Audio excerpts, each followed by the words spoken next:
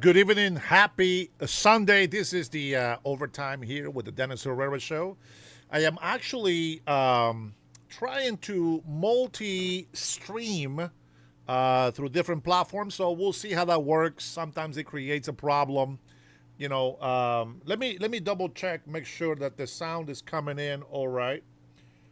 You guys know that I monitor this. And let's see. Interestingly enough, yeah, there we go. Okay, so we're good.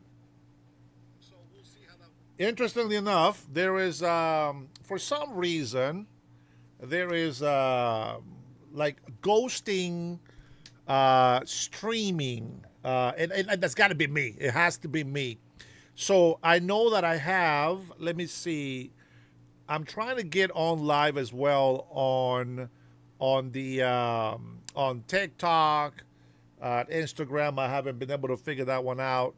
I got to do it separate with the different systems and stuff if I want to get all that in there. But here we are. Happy Sunday. I got something very interesting to talk about today. First of all, let me go ahead and address every single one of you guys here. Robert, I know I've been texting you already, so we are good to go. Omar in the house. Welcome, Omar. Good to see you on here. And we have Mr. Roggins or Mrs. I don't know, Roggins, something in there. And my man, of course, my man is in the chat, chilling with my favorite felon. Our POTUS, the great white hope. Some people don't like that, but we love it here in the Dennis Herrera. Now, the first things that I'm going to say to you is I want you to pay attention to what's going on in our society. Now, listen, I've been busy all day today. I kid you not, from the time that I got out of bed, and I've been working on my computer. I've been trying this. I've been updating that, working with new software, graphics, and all these other things. I love doing that, but I want to tell you, I have been working all freaking day today. Now, what I want to point out here to you is this.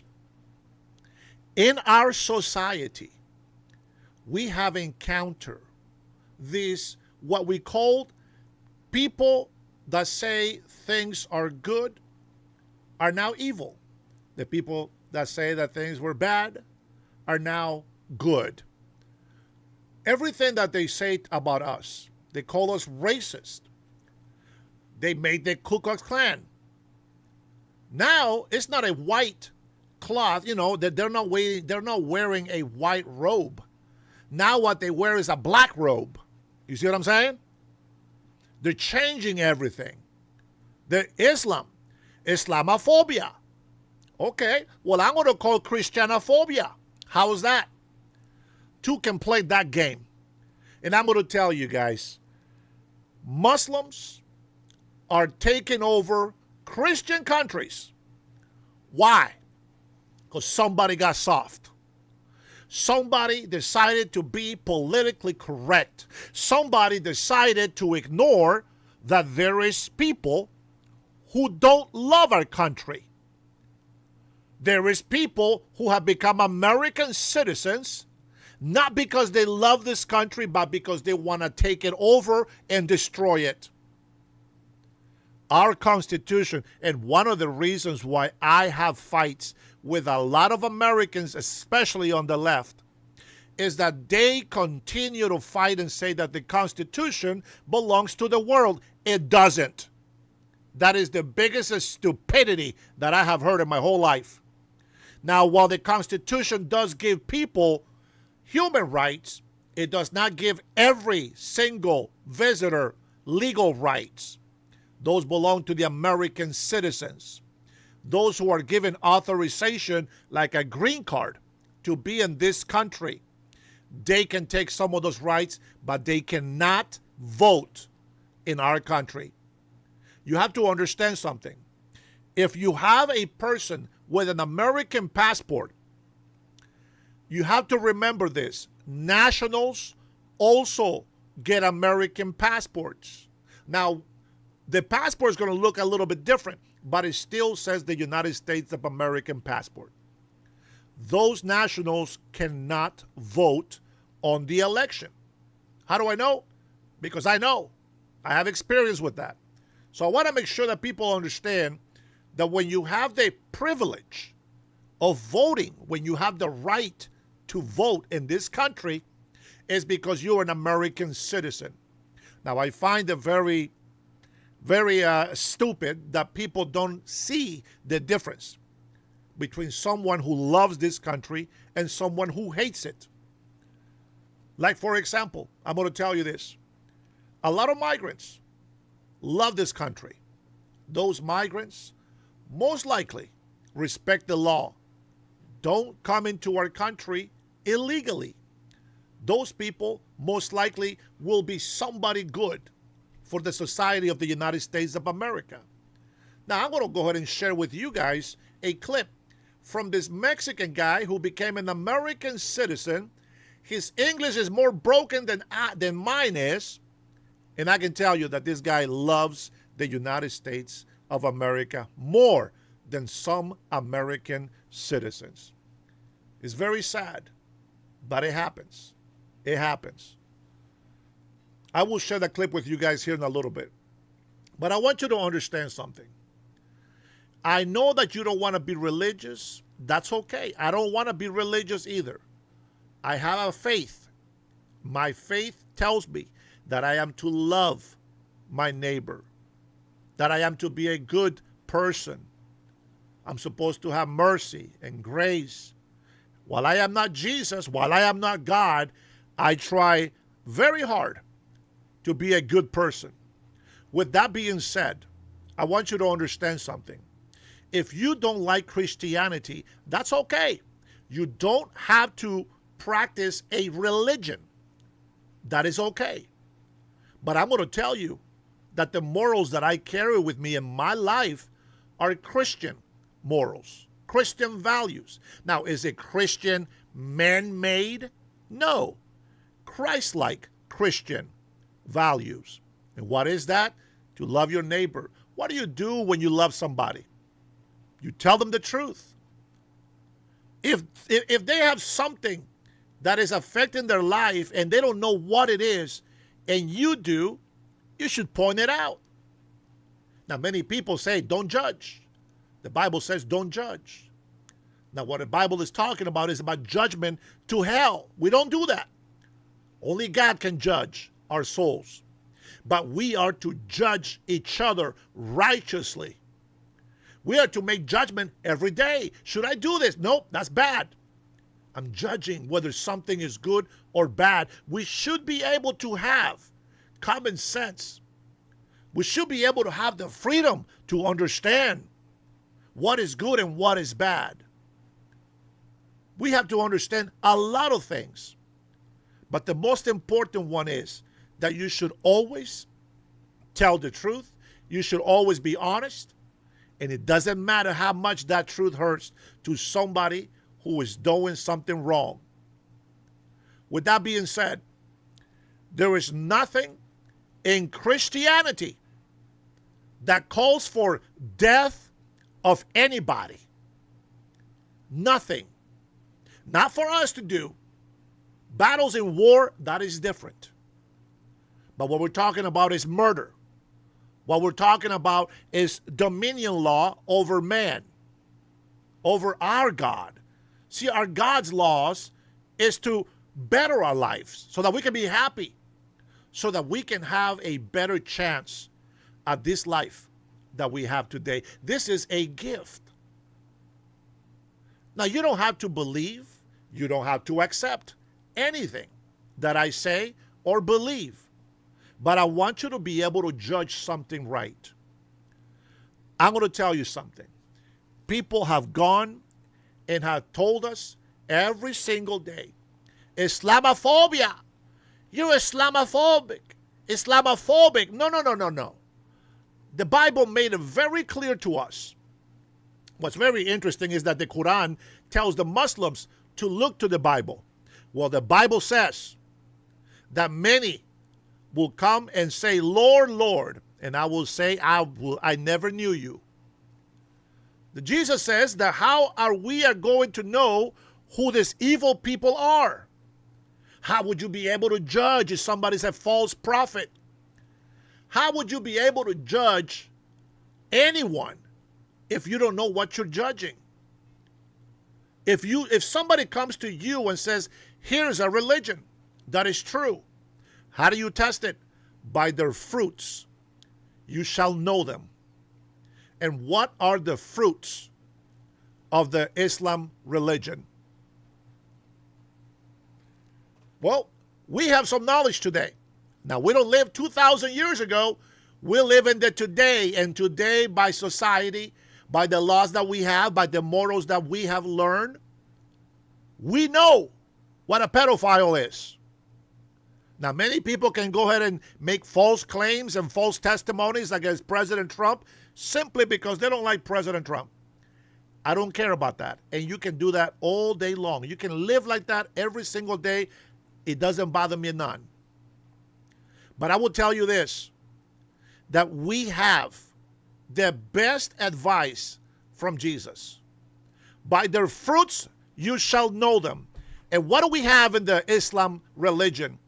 We have a self-made prophet with no witnesses who is a pedophile by the words of his own wife. A middle-aged man, about my age, I'm 50 older, marries a 6-year-old little girl. And today, they are still practicing that. Today, there's pedophiles in our world hiding under a religion that has nothing to do with love or peace. It is the truth. You can call me Islamophobic. I will call you Christianophobic. How is that? By their fruits you shall know them. There is a pedophile. And Muslims don't say anything about it. Every single Muslim, it's told not to question the validity of the Prophet Muhammad, not to question Allah, which Allah means God. Well, guess what? Satan wants to be God. I will call Allah Satan because his fruits tell me that he is no God. Not like the God of Abraham, Isaac, and Jacob. He is not Yahweh. He is not Jehovah. He is not that great I am. He is Satan. Only Satan will tell you to go out and rape women in the world, and that's okay as long as they are not of your religion. Christians don't do that. Muslims do. And that's okay. If you want to be a Muslim, fantastic. But don't judge us. Don't come complaining to us when you get treated the way that you're asking to be treated. And I will explain what I mean by that.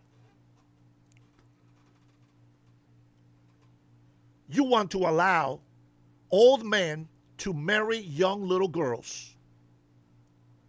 You say not to rape your own Muslim women, but even that you lie about.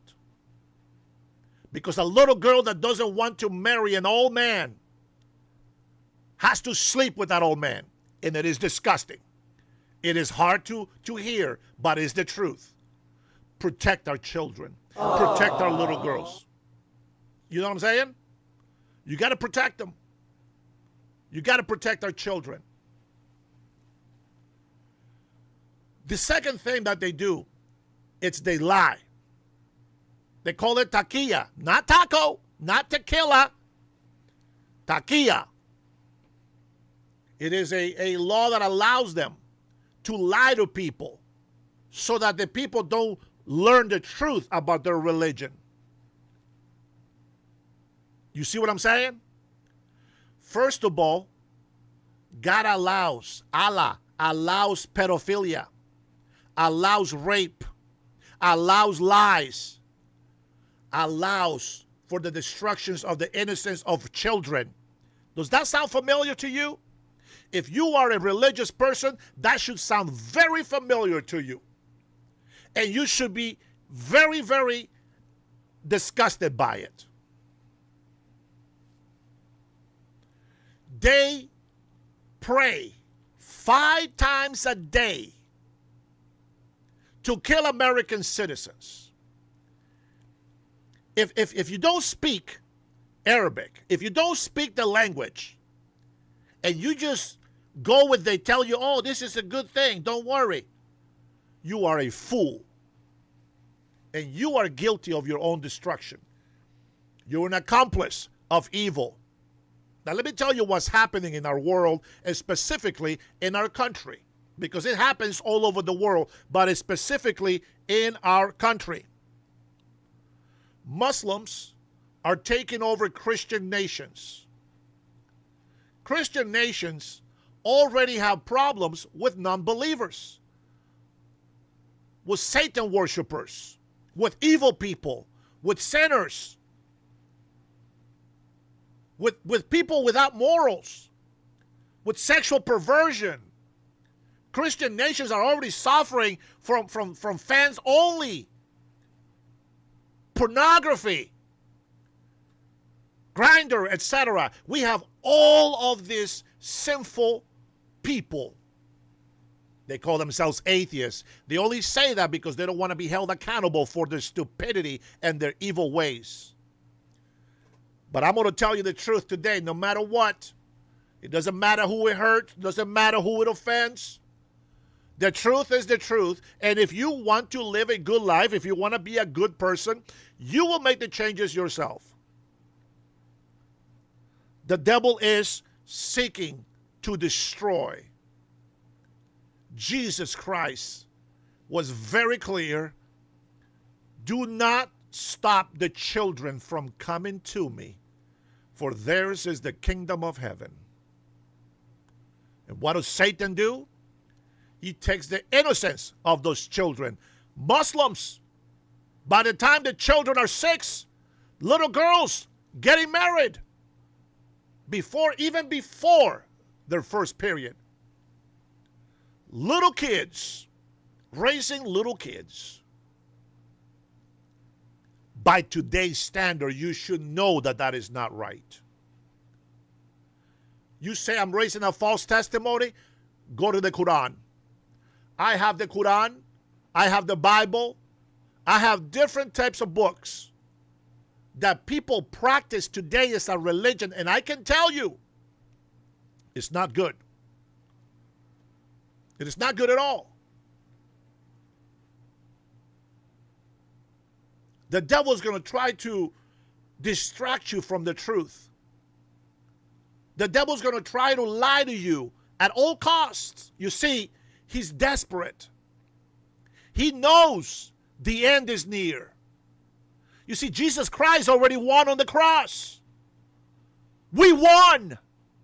It doesn't matter the life that we live. It doesn't matter how long we live. We won. By the blood of Jesus Christ, all of our sins are cleansed. We are all cleansed. Jesus Christ was victorious. God himself made himself human to be able to die. That was the price. To be able to die for all of us, his creation. And there is a deeper mystery. But he said that mystery will be revealed when he comes back. Now, some of you who have been baptized by the Holy Spirit, you already know what the mystery is. And you are not to go preach about it. You are to hold it, for it's not your right to give away. When Jesus Christ died on that cross, he died. The other thieves died right away. Jesus Christ couldn't die. And let me tell you something. He didn't die because we killed him. Technically, we killed the flesh, but we didn't kill God. This is when he died. By his choice, not by human power. They whip him. one whip from death. They hung him on the cross, drained his blood, and still couldn't die. They used a spear to pierce through his body, still couldn't die. But then he says to God, Father, in your hands I commend my soul. At that moment, he expired. You see, at that moment, Jesus Christ, God himself, went into hell and grabbed all of the keys to free his people. On the third day, he resurrected, continued to make many miracles. Many people saw him to prove that he resurrected.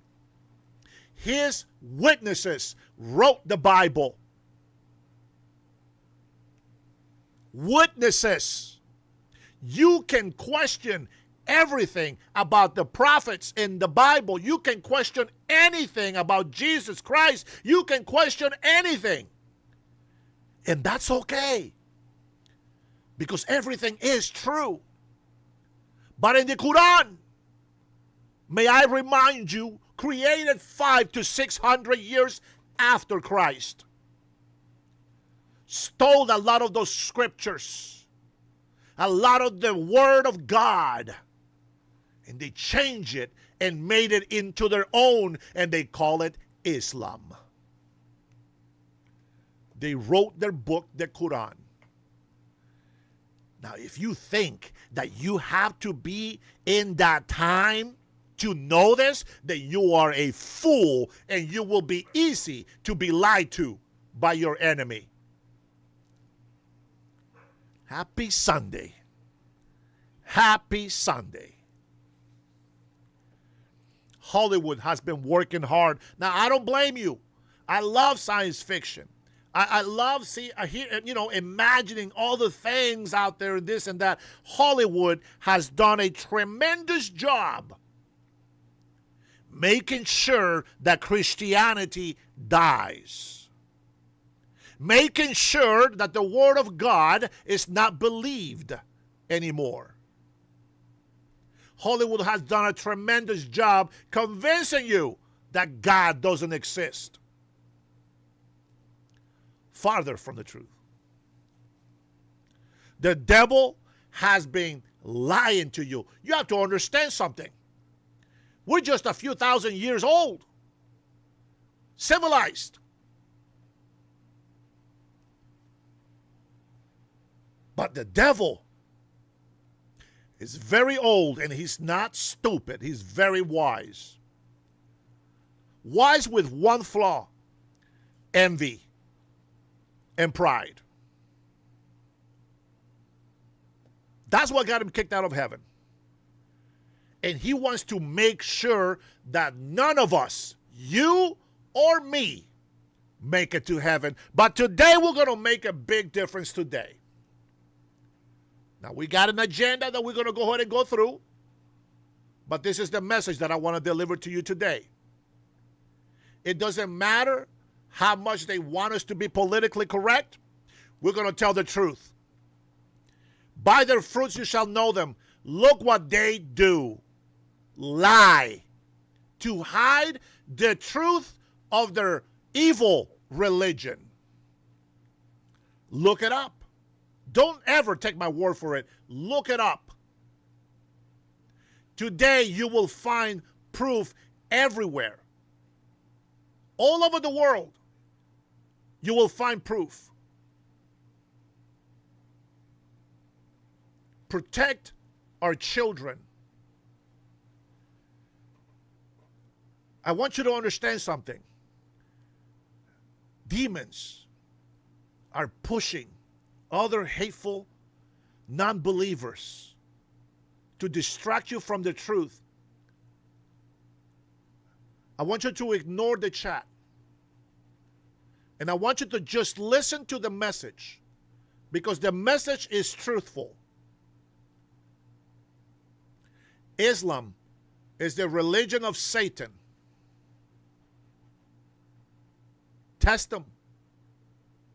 Test them and you will see. They lie. They hate Christians. They hate Jews. They don't respect the law of the land. They want to conquer. There is no other goal. Conquer. They don't protect their children. They marry them and rape them. And they hide behind a law called Sharia law. Allows a grown-ass man to marry a 6-year-old kid. And they rape them. Because the little girls don't know any better. In the United States of America, I'm going to tell you that right now. We don't play that bull. That is not how we live our society. We might be flawed. We might be a bunch of idiots. We might have a lot of perverts on here. We're dealing with it. We have laws that need to be carried out. We have a lot of problems, but we are still a Christian nation. We are still the majority. And Satan has stepped it up even farther. But if you have read the Word of God, the Bible, and you listen to Jesus Christ, they will not fool you either. They have reached the next level of the Antichrist. They now call themselves Christians. A little cross does not burn demons. That's false. They don't like to be reminded that Jesus already won, but it doesn't stop them from doing anything evil. They sit right there in the church, right next to you, waiting for your weak moment so that they can tempt you and beat you. Now you have gay pastors, an abomination to God. It is biblical in the Old and the New Testament. You have so-called pastors telling you that it's okay to mutilate your children to support transgenderism. That is godly. Puh, disgusting. Do you understand? It is a mental problem. There is no way a real man will ever believe that they're a real woman. It doesn't happen. It doesn't happen. And to follow the law of the land, they can do whatever they want. But they don't get to put that on our children. They don't need to get away with that in our schooling system. Do you understand? Whatever you want to do in your life in private, keep that stuff to yourself. You do not need to take away the innocence of children. We live in a bad world already as it is. Our children are born into a sinful world. It's already hard. But it's up to you, the adults, to make a better future for our children and lying to them. Telling them that when they are a male born, a biological male, to lie to them and tell them that they are girls. You already failed them. If your child wants to color their nails, say don't. Don't color your nails. You want to wear makeup? Want to wear a dress? Don't. You're a boy. Raise them to be righteous. It's not a robe. If it's a robe or a dressing like in the Middle East, that's how they dress. But in Western civilization, we separate ourselves from females, and we are males. Certainly, there is a lot of strong women out there. But the man, real man, are supposed to be the protector of women. Now, many people go around and say, oh, well, you supported Trump. You voted for Trump. Yes, I did. It was God's will. But he said, grab them by the cooch. He did say that. And who are you? Watching OnlyFans, watching pornography, supporting LGBTQ. What do you care? What do you care? You hypocrites, you snakes and vipers who fill your children's minds with poisonous lies that destroy their very souls that God has created them. You snakes, and slithered through the ground, promoting hate because you have given up on yourself. You want others to suffer. You hypocrites, calling yourself a Christian while you keep lying to people, telling them that it's okay to mutilate your children. You nest of snakes who go out there and practice all this sexual perversion, but you punish those who seek the face of God.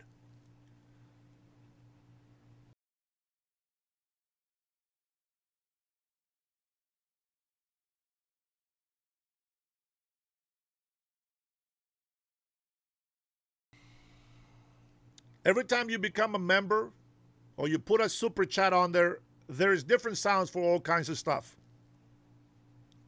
So just so you know, that will be the only interruptions that you will get here.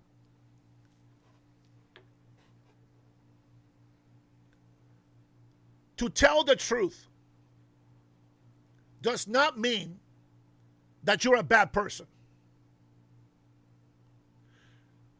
You have to correct a tree from its very early age. You see some trees, they want to bend to the side, but you have to correct it so that you see the tree grow straight and strong. You gotta fix the ground. You gotta till the ground. You gotta make a hole deep enough, depending on the size of that plant. Fertilize it. Take care of it. Your children are like a seed. You make the foundation. You make the ground. And you make the rules on how they're going to grow up. If they start bending, they need support. So you support them to keep them straight. As the winds come in, you protect that tree until it's strong enough to stand by itself. You put a fence around so that animals don't come and eat it. It is your responsibility to raise your children. It's not the government's. It's not your neighbor's. It is yours alone.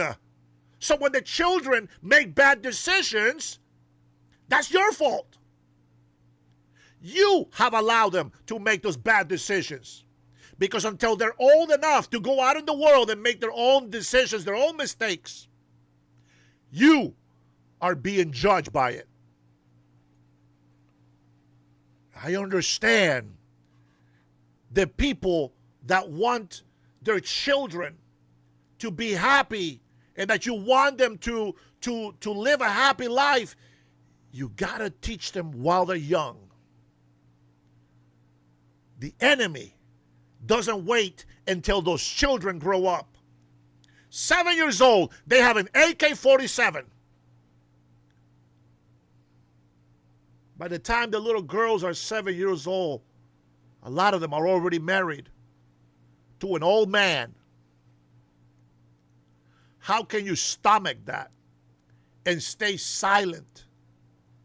How can you look at a governor from Massachusetts making an executive order to make sure that children, babies, are killed, aborted, up to birth. Demonic. Demonic. Women are out there right now protesting outside the courts, on the streets, that a woman that killed both of her children be let go. They're out there women are out there protesting that this woman that killed her own children is in court. I don't care. If there is a mental problem in there, they still need to be punished. They don't get to go out and continue to live their life carefree. 2 innocent children were killed by a crazy mother. That is what sin does in our world. She also needs to lose her life. Judgment, according to the law of the land, should be given. If found guilty, she needs to pay for her mistake, for her crimes. And yet, instead of women out there protesting innocent children, they are out there protesting not to punish the guilty parents.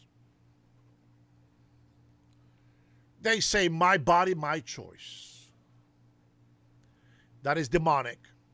It is a selfish. It is a proudful sin. The child has a DNA that is nothing to do with you. People on the left claim that we are abusing their rights, that we're taking away their rights, and yet they are the ones doing so.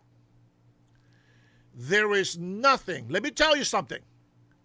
There is nothing in the New Testament of the Bible that tells you that it's okay to lie. But Muslims live by taqiyya, which means lie at all costs, so that you are not to be found out and so that nobody tries to take you out. I will say this to end this message about this Muslim and Christians. Evil versus good. There is no way you can mistake it. And I know it's getting worse. But we are not going to be the people that never said anything about it. We're going to say everything that we need to say about it. And let God be our judge.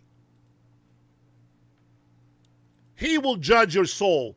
We judge man by the law of man. And that's what we live in. Baptists hating Pentecostals. Pentecostals hating Baptists. Fools. The doctrine of man is corrupted. The moment that you astray from God's teachings, you are corrupted. Yeah, people ask me if I'm a Christian. I don't even want to say I'm a Christian. Not because I deny Jesus Christ. He's my Lord and Savior. He's the King of Kings. He is my Lord, the Son of God. And He is God. It's not because of Him. It's because of the hypocrite Christians that we have. Hypocrites in the Catholic Church, in the Baptist Church, Pentecostal, Lutheran, you name it. Any denomination, man-made doctrine is flawed. People come in and they judge my language on my show. Yet, I don't judge your language. I judge your soul because you have given it to the devil. You fight and protect evil.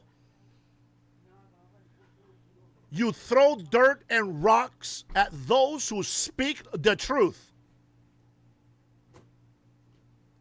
It has nothing to do with me being religious. Nothing. Nothing being religious. You see, I believe. Thank you for subscribing. I believe that we have a chance in our lifetime. We have been living in this world, and we don't know the answer to the question. We have been doubting historical documents. We have been doubting the teachings of the past. And you have forgotten the words of our Lord Jesus Christ. Maybe you are ignorant and you don't know about it, but today you get to know. And if I can do one thing today I will deliver the message of salvation. We live in a time where technology is so advanced. Our minds have been filled with science fictions and violence and perversions and pornography and all kinds of stuff. So we know that these things happened in the past. We're living in a time where you no longer question if that happened, if that was true. We're living in a time that you no longer question if that was true. Was Sodom and Gomorrah true? Yes, we see it today.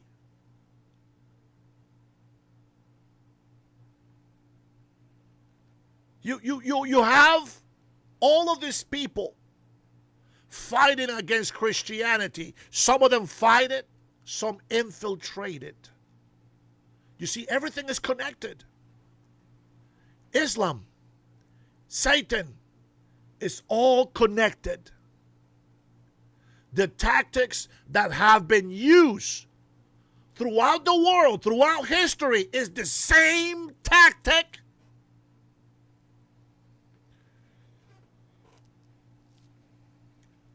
Communism.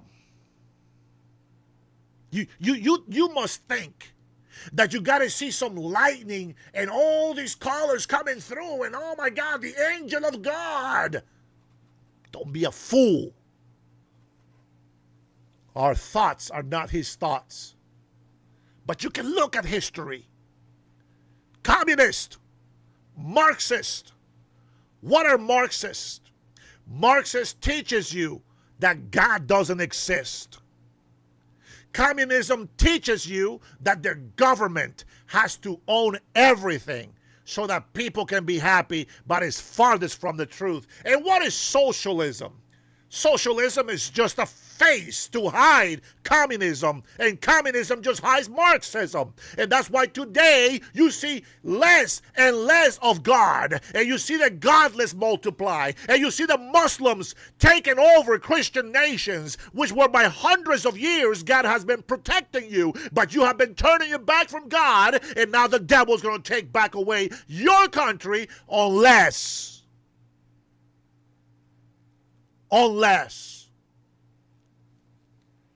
you wake up to the truth. You can't continue to ignore evil because you are comfortable. Get uncomfortable. I want you to be uncomfortable. I want you to get mad at me for telling you the truth. I want you to go ahead and criticize me. Go ahead and make your own decisions. Go research.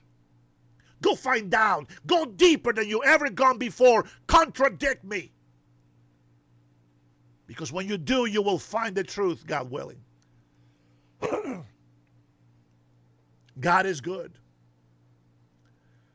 But God will destroy this world and will make it anew. Sodom and Gomorrah didn't listen. The LGBTQ in Sodom and Gomorrah, sexual immorality, perversion, overtook Sodom and Gomorrah. And God sent his angels to destroy it. Proof. Go find out what happened to Sodom and Gomorrah. Go find out what happened in Italy. Why there's no more gladiators. Go find out why these great nations and these big empires have crumbled to nothing. Go find out why Muslims are so hateful and have lived hundreds, if not thousands of years fighting, warring, killing, raping, murdering. Compare me. Compare my faith with the Muslims. I am flawed with a weak mouth. Copy that. But I tell the truth. I tell the truth. Muslims are out there running away from Muslim countries. What does that tell you? It is a fake God. Satan is not a true God. Every single Muslim leaves every single Muslim country and they want to come to a Christian nation. And the Christians give them free food, free housing, free medical. I'm all for helping our neighbor, but we are not going to give away our freedoms, our belief, our God, the God of Abraham, Isaac, and Jacob. You don't understand what Israel is. You think Israel is the Jews. It's not. That is not Israel. They are part of Israel, but they are not Israel. And every Zionist and every Jew, and I don't care who gets mad at me for that. It is the truth. And the truth is that Satan doesn't care about you or me. It doesn't matter what we go through in life. His goal is to make sure that we destroy each other, that we self-destruct. And the first thing they do is bring Marxism into your life, and they tell you that God doesn't exist, and they give you the Big Bang Theory, and they tell you that you are a monkey. They lie to you from the day you were born. Marxism is an antichrist. Those of you like Zora Mandanis, whose father is a Marxist, he is also a Marxist. And when you lose God, when you reject God from your life, you become a Marxist. And when you become a Marxist and you're no longer connected to God, you lose your moral stance. And you begin to seek something to fill that spiritual void. Some will fill it with pride. Some with gluttony. Some with sexual perversions. Some with power. Some with greed. Some with money. Maybe fame.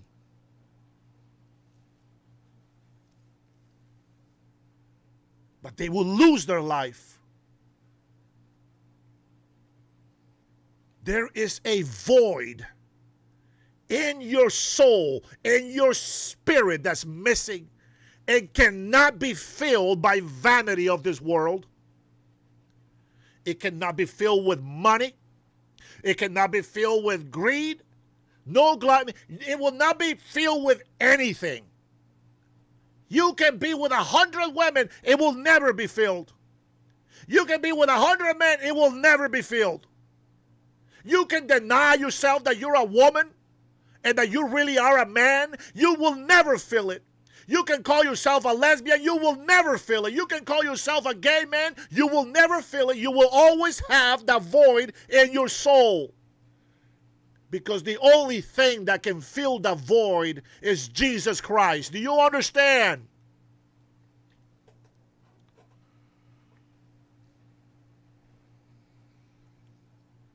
The devil,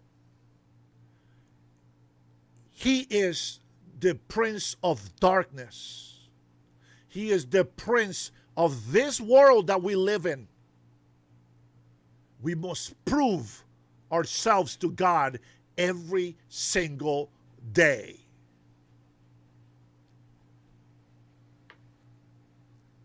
You see, when Lucifer was created, he was created perfect. There's nothing. Flawless. Perfection. Aww. Beautiful. Lucifer was the morning star.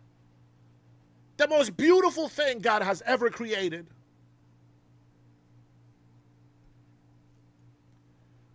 But God gives choice. And when Lucifer chose to be God, let me make it clear, to take out God,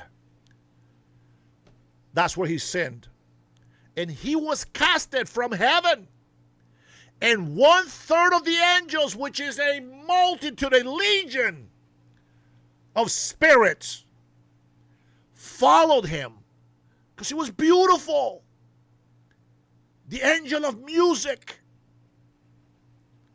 which is why today's society is ruled by music. Used to be women try to be very decent and honest and care about themselves and love themselves. Now they're out there singing for Satan, talking about want to get with this, this and this and that and that. They're not thinking, I want to be a good wife. Even if you think, I want to have a nice career, they don't think about that. You see, the devil has already infiltrated our minds. And I'm here with you. I am no better than you. We are all in this together. Do you understand? There is still redemption. We're not dead. There's still redemption. But gangster rap is evil. Talk about murder, merciless. It's egotistical, prideful, sinful. It belongs to Satan. And for some reason, a lot of people just listen to it and enjoy it. I feel guilty. I will feel guilty.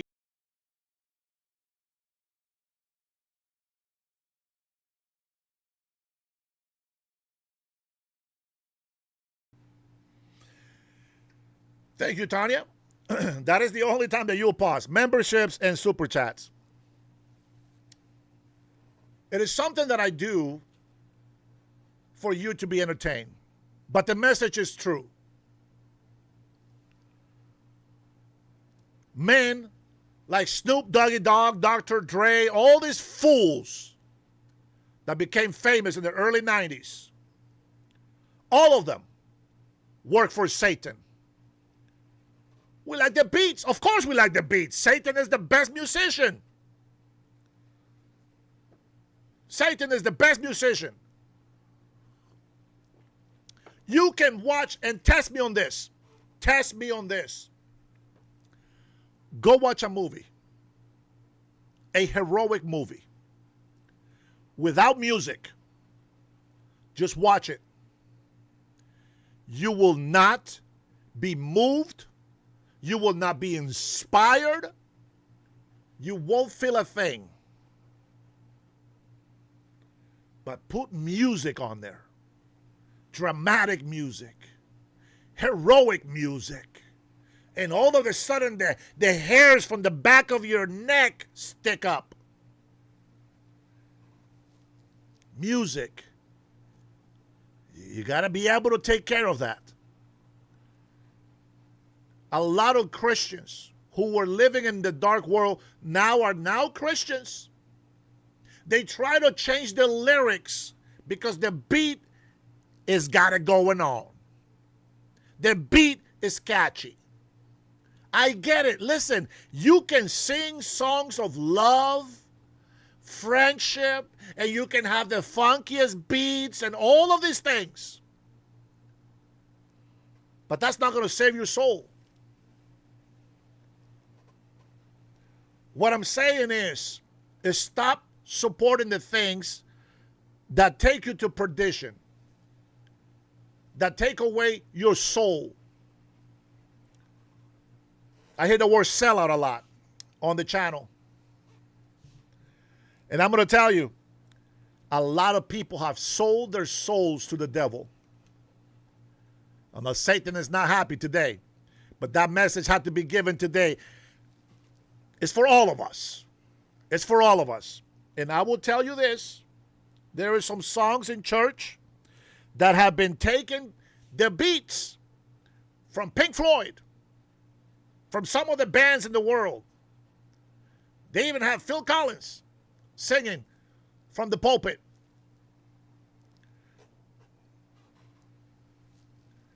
I'm not going to judge that. But what's important is what's in your heart. You can say the bad words. Okay, I got you. There's some anger in there. I get it. We'll work on it. But you got to do some soul searching. That's something that only you can do. You understand? All right. We're all weak. We are all in this together. But I want you to know this.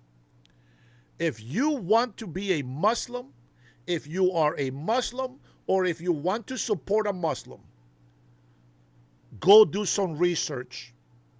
Find out what their religion is about, who their leader is, what is the customs, and what are the things that they believe should happen in our world.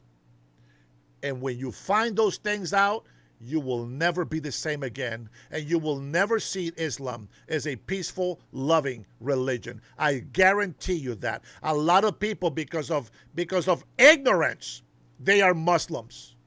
Because they are happy with just wearing a costume, thinking that that's the way that they got to live. That's how they feel a little bit more righteous in their life.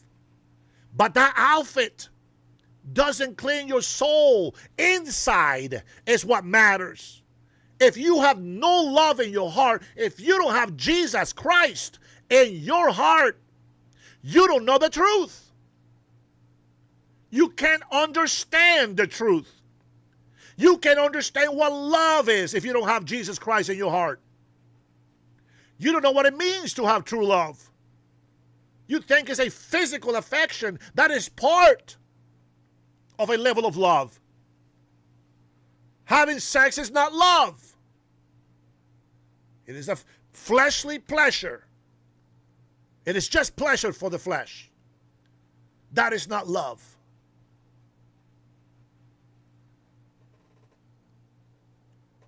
Looking after your children, teaching them as they are ignorant, they are innocent, taking that attention, loving them, hug them, tell them how much you love them, how special they are, but also correct them. You got to discipline them. You got to show them what is right and what is wrong. Do not just let your children go out there and try to figure out themselves. It is your job as a parent.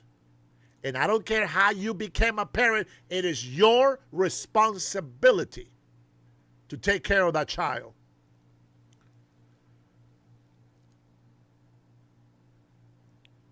If God touched your heart, God is calling you.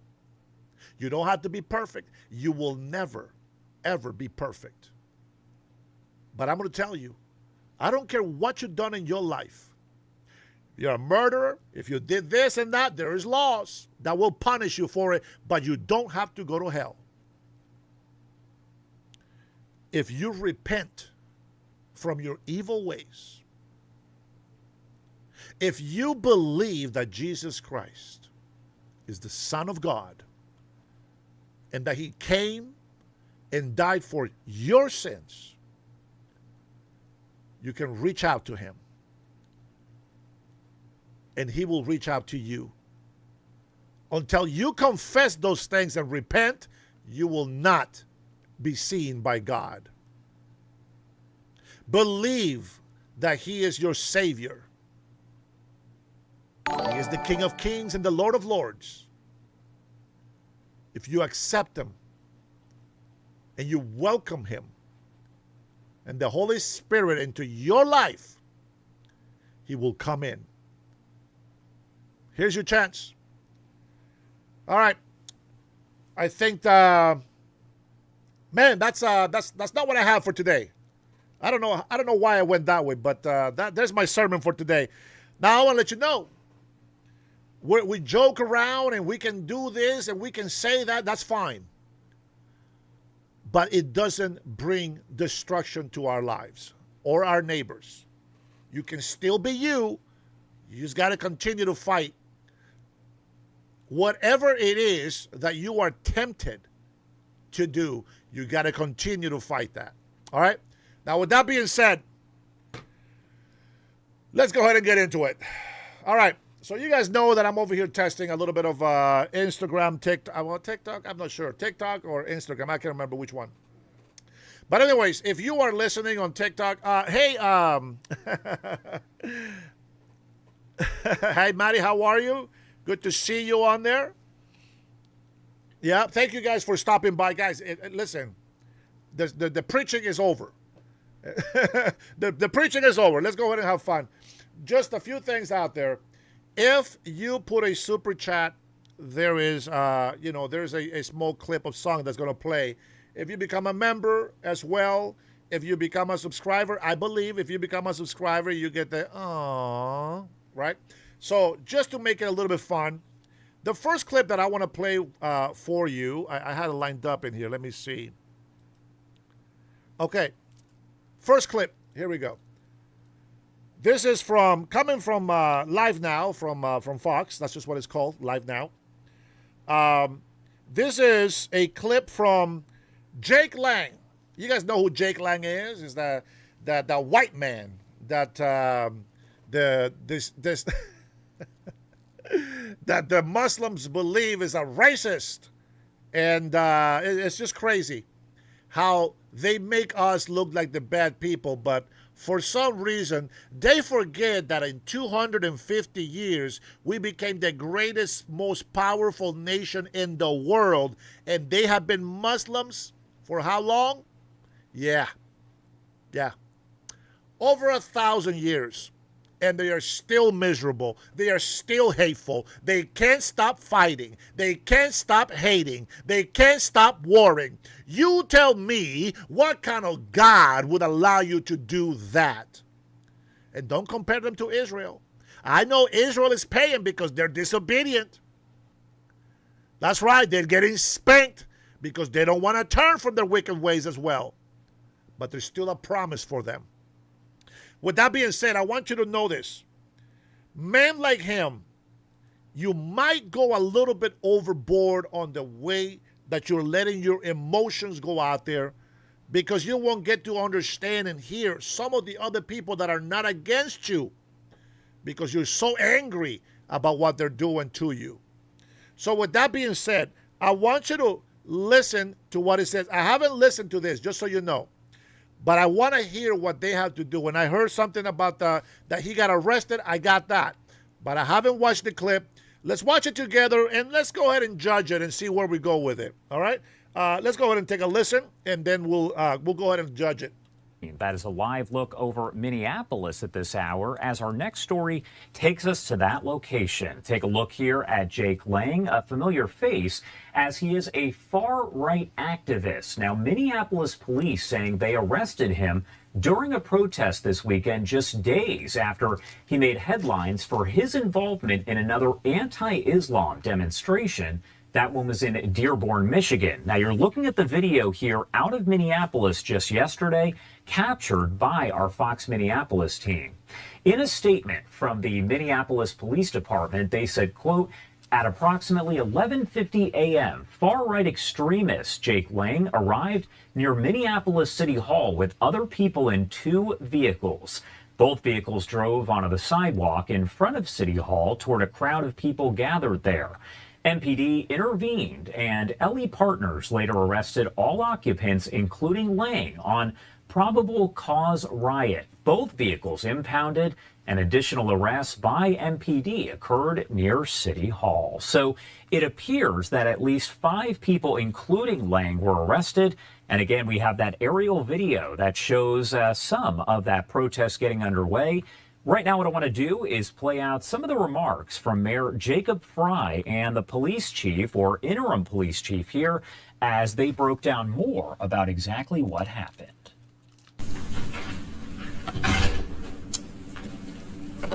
I'm here with Chief Peterson and Deputy. Before we listen to this moron, I want to point something out to you. When the Muslims were marching, blocking the streets illegally in Florida and Minnesota, this guy didn't do anything about it. The assaults on federal agents, this guy didn't do anything. Instead, told him to get the F out of his city and state. Okay? Well, let me tell you something. You can't have your cake and eat it too. They have the freedom of religion. Got it. So do we. So why do we get in trouble and not them? Why are we the Islamophobes and they're not the Christianophobes? Why are they hating white garment, but they wear all black garment? Why is that? Why is it that these people can riot and burn and destroy the city, and it's called peaceful protest? Why is it that these Muslims beat the hell out of Jake Lang? They threw rocks at him, punched him on the face because he's holding a sign, Jesus Christ is Lord. Why is it that they don't arrest these Muslims, and yet they want to crucify Jake Lang? Very interesting, isn't it? But that is the reality that we live in. All of these Muslims, you can call them whatever the hell you want, but you cannot hide the truth. Even the mayor in Dearborn, a Muslim, telling a Christian, old Christian white man, that when he leaves, he's going to make a parade to celebrate that his Christian ass got kicked out of Dearborn, Michigan. Why is it that the Muslims get away with rape? That the Muslims get away with murder? Why is it that the Muslims get away with pedophile? Think. If you don't stand by us, that's fine. But just so you know, you are on their side, whether you see it or not. Chief Campbell, at approximately 11:50 a.m., far-right extremist and known racist Jake Lang arrived near Minneapolis City Hall around the corner of 3rd Avenue and 4th Street. Both vehicles then drove onto the sidewalk in front of City Hall toward a crowd of people that were gathered there. Minneapolis police officers responded in an attempt to get the vehicles off the sidewalk, as well as to keep the peace. Officers tracked both vehicles after they left, and with the assistance of Minnesota State Patrol, we were first able to stop the vehicle at the intersection of 35W and Washington, and the second vehicle was stopped in Bloomington with the assistance of the Bloomington Police Department. All individuals that were in the 2 vehicles have been arrested by the Minneapolis Police Department, including the racist Jake Lang. All occupants were arrested and both vehicles were impounded. I'm going to turn it over to Chief Peterson, who can give a bit more of the details, and then we'll be happy to answer any questions. Chief. Thank you, Mayor. Good afternoon, everyone. Bill Peterson, Interim Chief of Police for the Minneapolis Police Department. Just kind of give a rundown of events here. MPD had been aware of this demonstration for several weeks and developed a robust incident action plan in preparation for it. That plan included putting on duty significant numbers of personnel, working with our public safety partners, and placing barricades outside City Hall designed to provide safe separation between demonstrators and vehicle traffic. As the mayor said, at approximately 11:50 a.m., Jake Lang arrived near 4th Street and 3rd Avenue South with 6 other people in 2 vehicles. Both vehicles unexpectedly and abruptly drove onto the sidewalk adjacent to City Hall, traveling eastbound at a very slow speed. Almost immediately, a confrontation developed between members of the crowd and individuals associated with both vehicles. Chemical irritant, believed to be mace, was deployed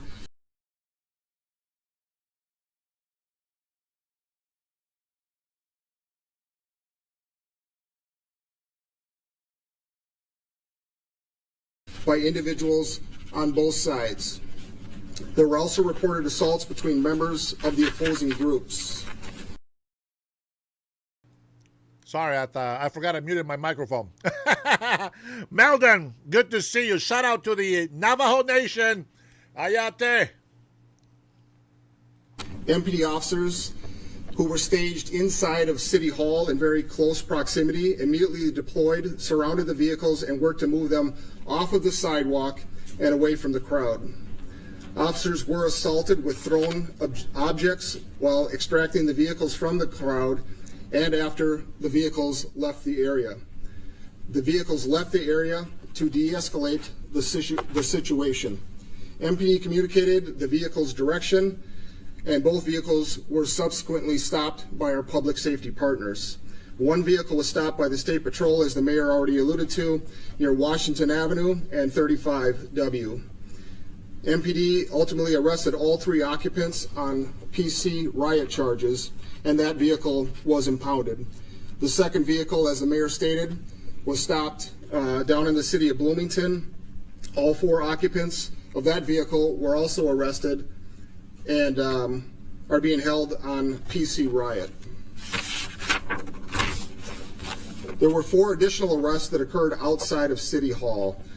One of those was for PC riot, one was for 5th-degree assault, one was for disorderly conduct, and the last was for obstructing legal process.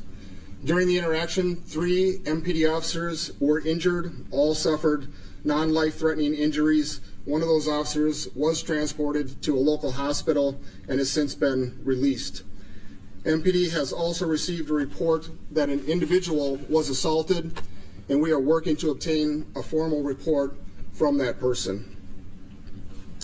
I already talked about the chemical irritant that was deployed, and at this point, we have no information that any of the chemical irritant that was deployed was by a member of the Minneapolis Police Department. Our priority throughout the event was to protect public safety, separate opposing groups, prevent further violence, and make arrests when applicable. This investigation remains active, and additional information will be released as it becomes available. I'd like to end by thanking all of our public safety partners who assisted us throughout the day. And from here, I'll take questions. I do have a question. Yes, sir. Mr. Peterson, essentially when he was here this past winter, with all the video, there wasn't any physical MPD right on site like that. It, to me, kind of looked like a different approach. Did you all take any different approach when he came this time? So last time we did have significant MPD personnel that were on duty, and we learned from each and every one of these incidents. This time the decision was made to, again, use ped barricades to try to keep the opposing parties separated, and also to put a significant number of police officers inside of City Hall because we had information this is where he was going to be again. They were staged inside and immediately deployed when these vehicles unexpectedly drove onto the sidewalk. How many officers were out there today? I'm not going to give numbers, but we did have a significant number of MPD officers assigned both to work this detail, but as you know, there was a Vikings preseason game in downtown as well, so we wanted to make sure we were prepared for that as well. You know, when his truck came onto the street, just wanted to ask, from your guys' perspective, how police were able to, you know, maybe detour him the other way without having police kind of escort him off the premises through the City Hall. Was there other discussions held on how that was going to be dealt with? I'm not sure I fully understand your question. I think what you're asking is why we didn't direct those vehicles a certain way. There's a lot of video that's already out there. There's a lot of photos that are out there. It was a very large crowd that was gathered along the sidewalk, and it got even larger around these vehicles when they drove up onto the sidewalk. You'll see that our uniformed officers were out there doing the best that they could to keep people separated.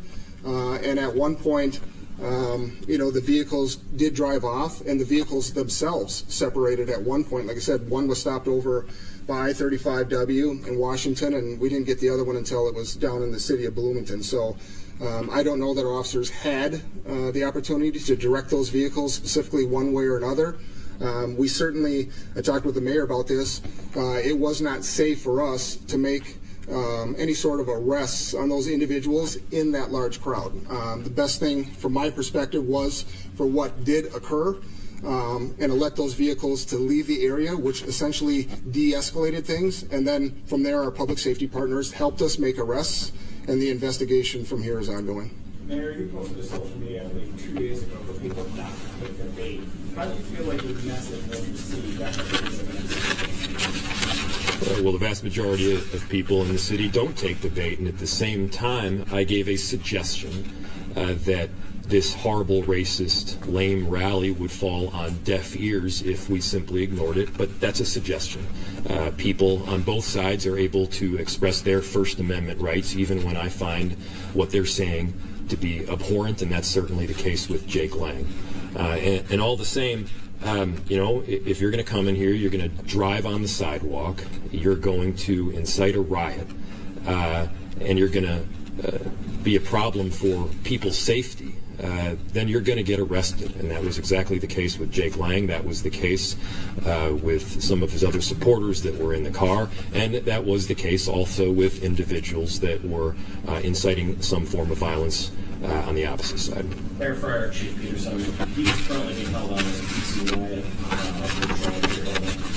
charge, but being held on PC riot here. Is there any possibility there could be some other charges filed here, especially because there was driving on the sidewalk involved with us? Yeah, certainly there's the possibility of other charges, but there's still evidence to be gathered to determine precisely what happened. We're in the fairly early stages right now of any additional investigation, and we'll keep you guys updated, but we wanted to make sure that we got out ahead of this. We talked to you, gave you all the information that you could possibly have. There's, as is always the case, there's misinformation that flies around when these kinds of things happen, and for instance, as of right now, we have no evidence that there was any form of gas or munitions, pepper spray, that was deployed by the Minneapolis Police Department. We do have evidence that it was deployed by both of the protest and the counter-protest. Can I just get some clarification from the chief? What exactly did they do that broke the law? Was it driving on the sidewalk, obviously against the law? Is that the primary thing? Because,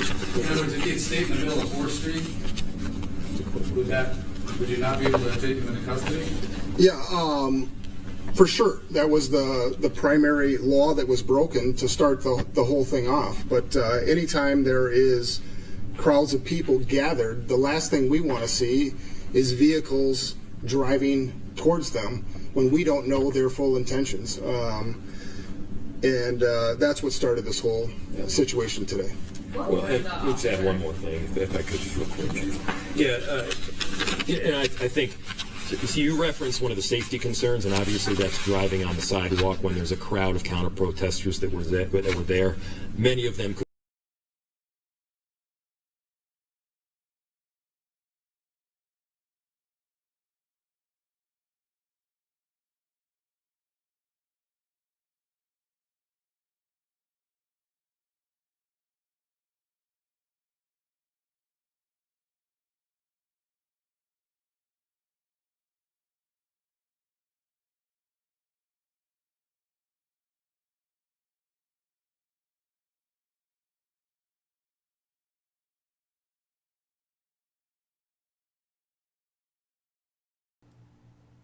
Sorry about that.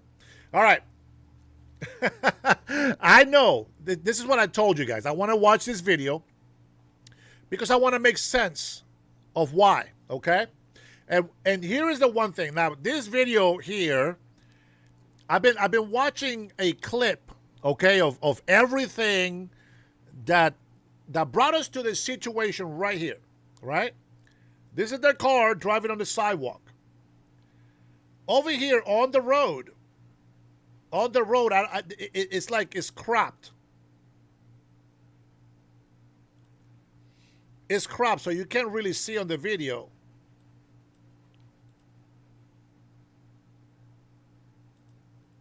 Can you imagine if the police actually took away a flag from the Muslim community, like the way that they're trashing the cross right there?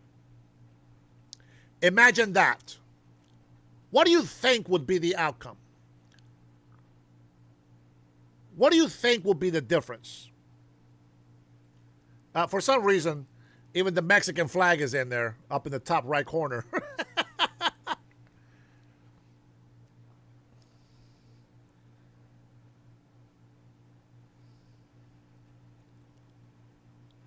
All right, so that's the police breaking up the stuff.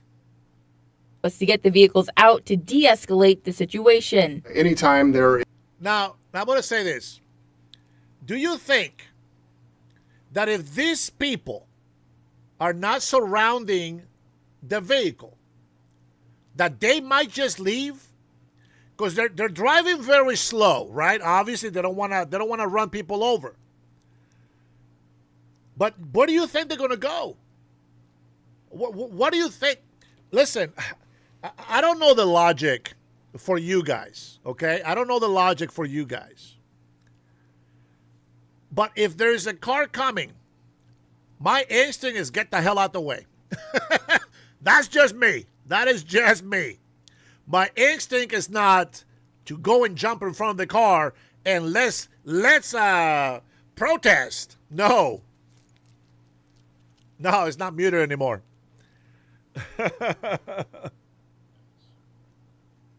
It's not muted anymore. That's what I'm talking about. You got to get all the information out there, man. You can't just take one, one-sided story and then that's it. No, there has to be some sort of investigation. Now, what I do know is all of these people right here surrounding their car, none of them got arrested. Is that what I'm hearing? Oh, there's lag. Yeah, sorry about that. I'm watching it here. Story and then that's it. No, there has to be some sort of. Yeah, I'm watching it here on my phone and it looks okay. Yeah, if they don't have a permit to do it, it is unlawful. Now, what I find interesting is that's a police car right there. You see the lights?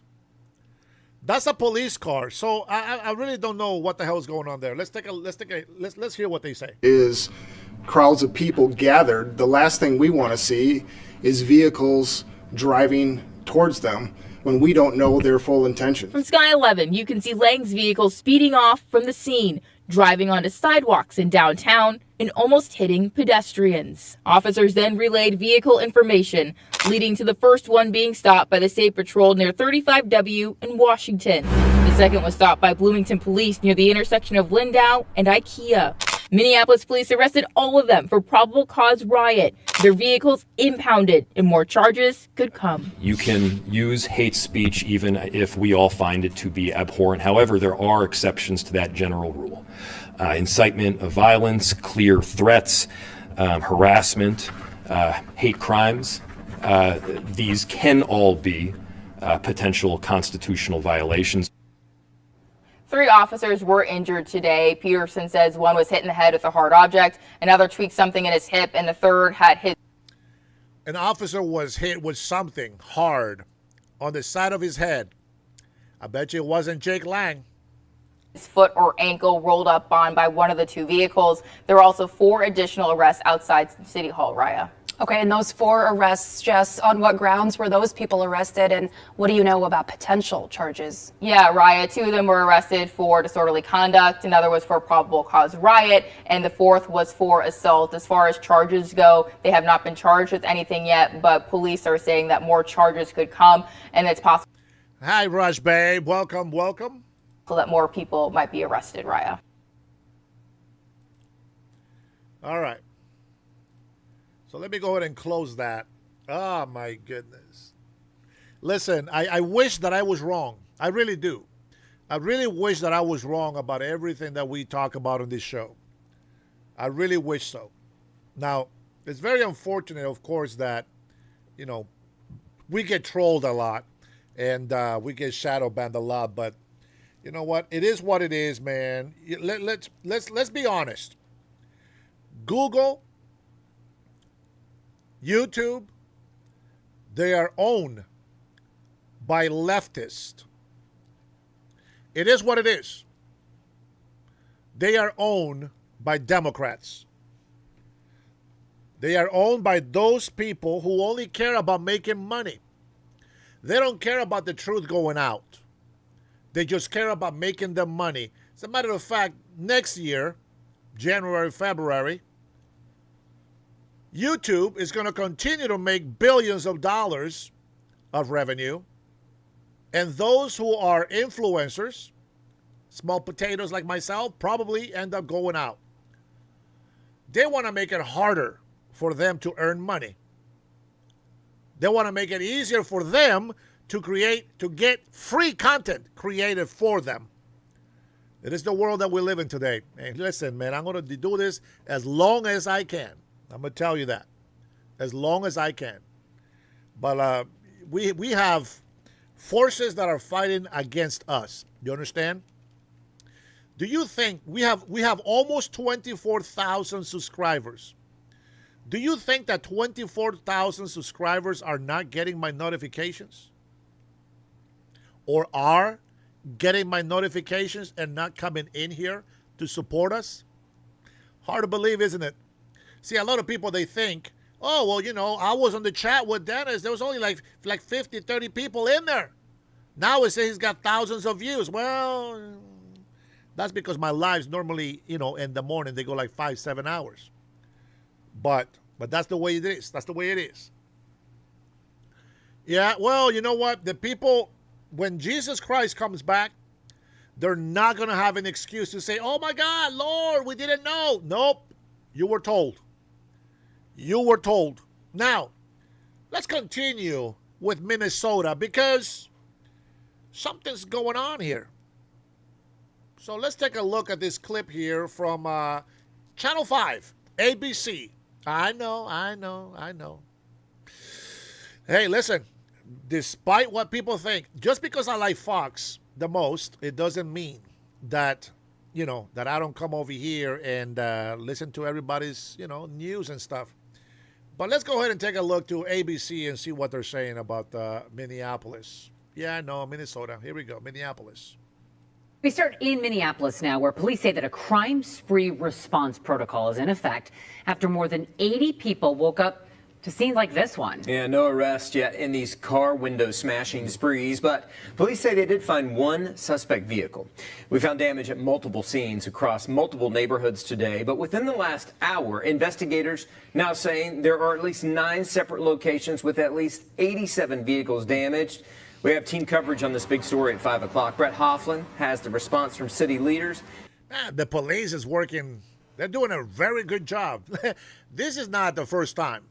The moron mayor that was up there talking with the police, with the chief of police, these guys were having these problems a year ago, 2 years ago.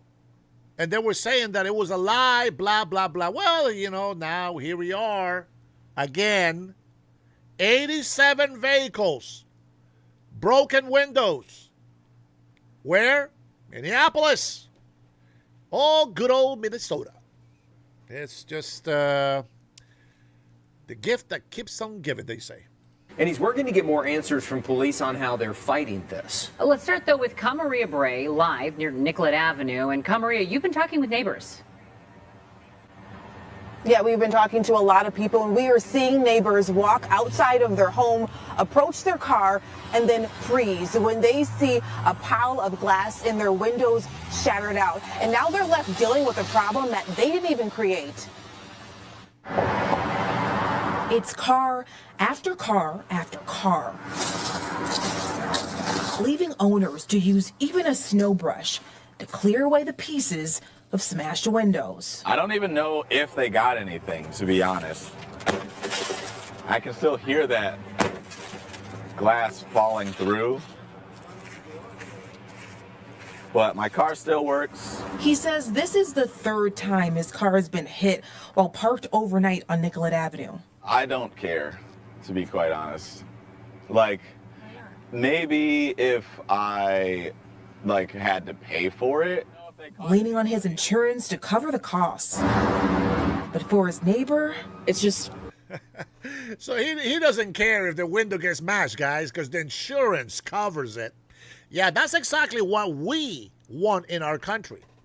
We want to make sure that our insurance, giving money to insurance companies that, let them destroy our windshields. Let's just go ahead and let the insurance companies pay for it. So I don't care because, well, I don't have to pay for it.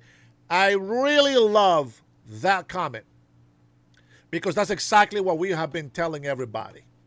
You see, when they forgive student loans, when they get free college, those people that go to college, they don't care because it's not their money. They don't have to pay for it, so why should they care? Why would people take care of their city if they get everything for free? Why would people get off drugs if they're getting free drugs and some shelter? They don't got to pay rent. They don't got to pay electricity. They do have cell phones, though, because they got to talk to the pimps and the drug dealers. Unbelievable. Some of these homeless people even have guns. Can you believe that? That is crazy. That is crazy, man. Incredibly frustrating. Really. So don't get mad at the police, guys, for crime. Forget about it. The insurance is going to pay for the businesses anyway. That's why we burn them down. That's what they're saying. That's why the left continues to burn the buildings down. Because, well, they don't have to pay for it. They'll just have the insurance cover it. That is the dumbest freaking thing I have heard today. Really frustrating. The glass cuts deeper. Many of us don't have just the money out of our pockets to be able to replace that on a whim. For me, I don't even know when I'm going to be able to get that replaced.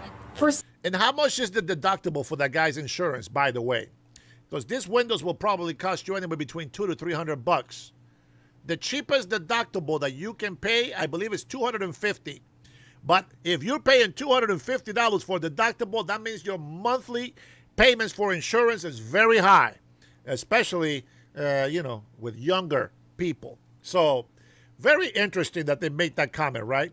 I know that if they break my windshield, I have to pay out of pocket. I have to pay out of pocket.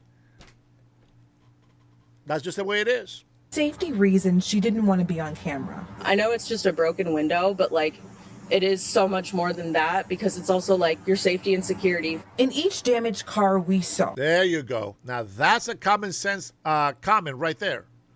You see that? It's not just about the windshield or about the glass being broken. It's about safety and security. Huge difference. Had a blue notice from Minneapolis police listing the case number and who to contact. For me, I'm maybe one bad day away from having to live. Did you guys catch that?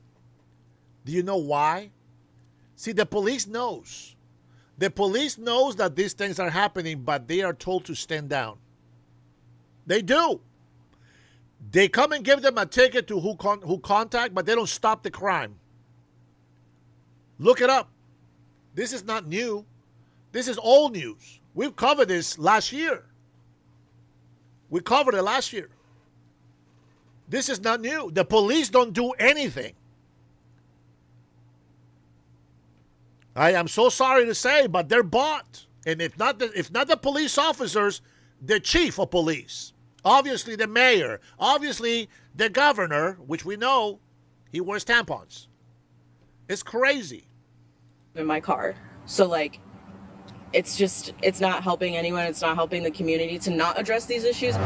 An inconvenience hitting a line of cars as owners try to carry on with their day. Now my goal is just to get a loaner car so I can pick up my kid. And as I mentioned, police are leaving these blue notices on these cars, letting them know who to contact as well as their case number. But a neighbor I talked to isn't convinced that that piece of paper is going to help police. Well, the reason why they do that is because they believe that the police is not there to stop this crime. The police is there to investigate after the crime has happened. That's it. They are not there to, remember, you know the saying, right? To prevent, right? Prevent, to protect and serve. But they are there to prevent crimes. Nope. They believe that the police don't prevent crime. They investigate the crime. And they try to find the criminals afterwards. So it's not something that they're trying to maintain security and safety. No, they let them happen. And then once the crime happens, then they go and put a little note so that the residents can go ahead and contact somebody to help them. That, bruh. Let's find out who's doing all this. I'm Maria Bray, live in Minneapolis, 5 Eyewitness News. All right, Maria, thank you. Let's continue our team coverage now. Brett Hoffland is at another scene in Minneapolis. And he is pressing police on what they're doing to stop this as a council member is calling for change, as Brett. Yeah, Paul, it's certainly a top priority of his. And I think the key word here is at least 9 incidents and 87 vehicles damaged, because we're on Van Buren Street in northeast Minneapolis. That was not one of the 9 locations listed on that preliminary report. So these numbers could be going a lot higher than initially reported. Again, yeah, we're on Van Buren Street.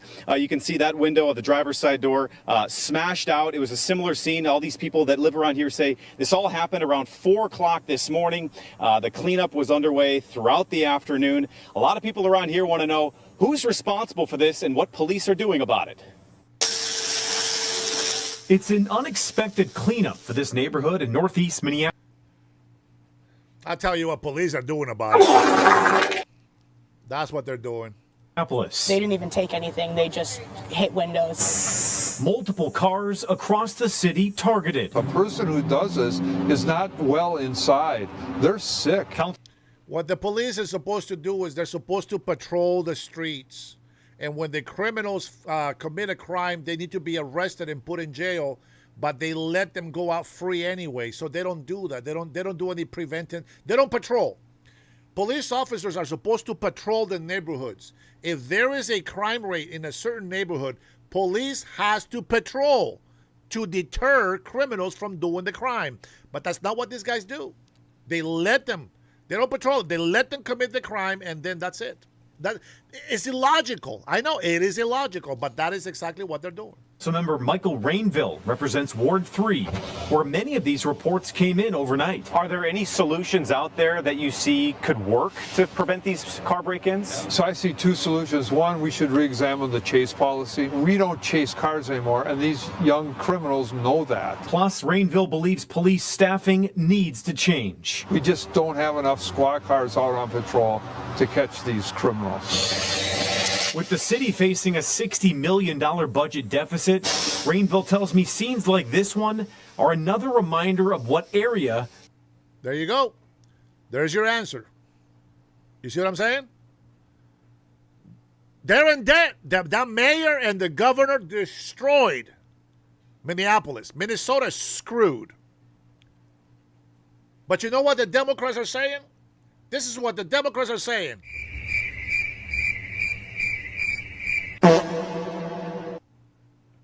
That's it. Nothing else. They can't make cuts. We have to unite as a city council behind core city services. Public safety is one of those? Public safety is the top. If we're not safe in this urban environment, we have nothing. What do you want to see from police in the city to stop the people from doing this? I would just love to know that we're protected and that we are able to find a way to keep these things from happening. I just would love to feel safe in my neighborhood.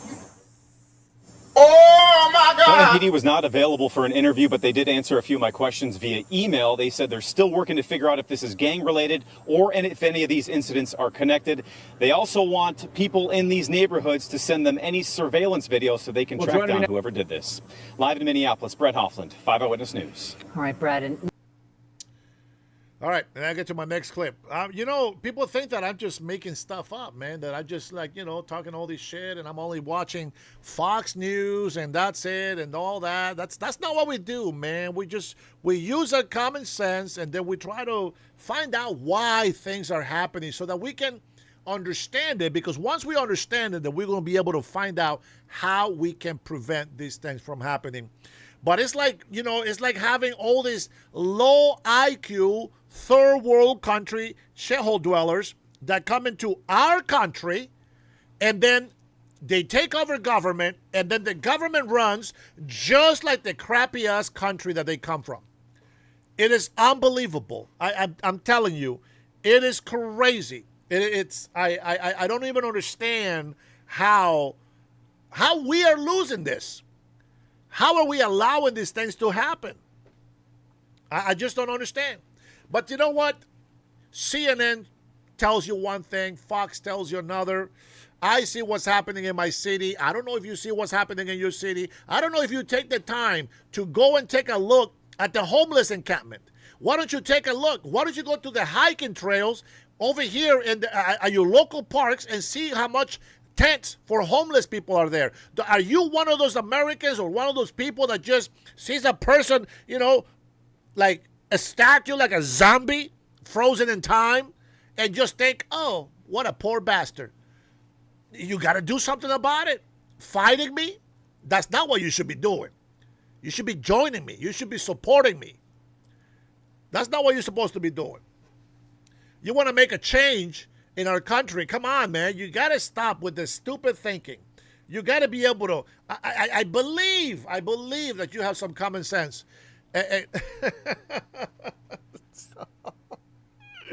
Oh my God. Go ahead. Let me see. Let me see if I got something here for the Skywalker. Yeah. I got something for you. Hold on, man. Here, Skywalker. You's a lame ass nigga. Oh, weak ass nigga. That's you. Oh, you're homeless? Go get a fucking job. What a fucking loser. You coming in here playing the victim. You are on this chat. How do you have money for internet? How are you have money to be able to be in this chat to make a dumbass comment like that? Stop buying crack. Stop buying crack. Well, joining me now is Jason Chaffetz. He's Fox News contributor and host of Jason in the House podcast. And Joe Concha, Fox News contributor, are both here. Good to see you, gentlemen. Thank you for being here. So, Jason, Senator Schumer has a new title. He's not just the leader of the Democrats in the Senate. He is now groveler-in-chief of the establishment Democrats towards the radical socialists. Just watch what he says about El Sayed. Roll it.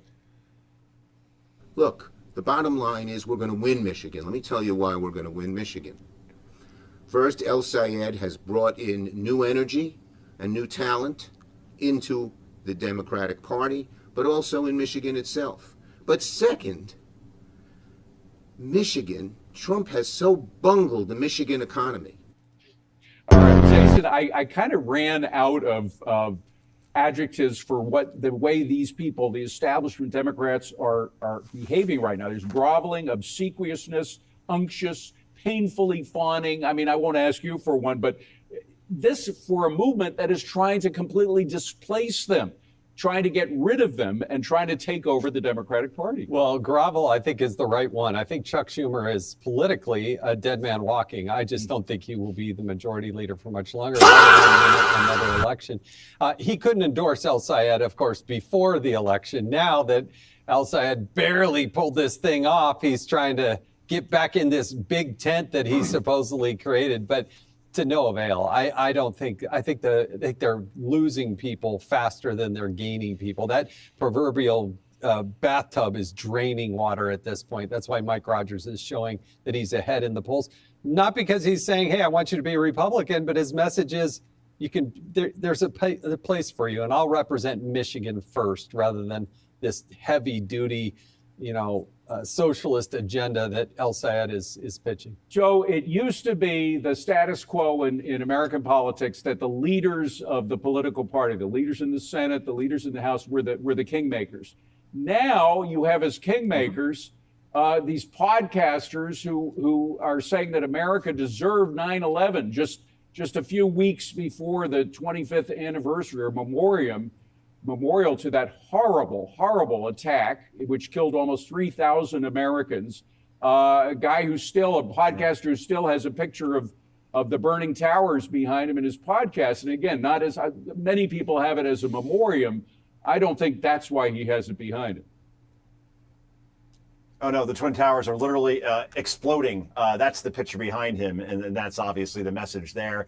You're talking about Hassan Piker, of course, David, the same person who said not just what you just mentioned, America deserved 9/11, that Jews are, quote, inbreds, and also said that the worst day of the 20th century was when the USSR fell. And, oh, by the way, has called for the assassination of President Trump. We could go down the line as far as this is somebody that isn't just a podcaster on the left, and therefore, he's saying some provocative things. Democrats actually campaign with this maniac. Yeah. Ro Khanna, for example. We saw Memdani. Ro Khanna, who wants to be president of the United States, exactly. Ro Khanna, AOC has been on his podcast, and again, Bernie Sanders, BFF with Hassan Piker as well. So if you want this guy to be the mascot of the Democrat Party, all right, roll the dice and take your chances, especially. I see some troll alert. Trolls are coming in here, sneaking into our channel, guys. This is what we get. That's how we know the trolls are coming into the chat. And then, well, by the way, we just lost like 100 trolls. But why am I getting more trolls than I am getting patriots?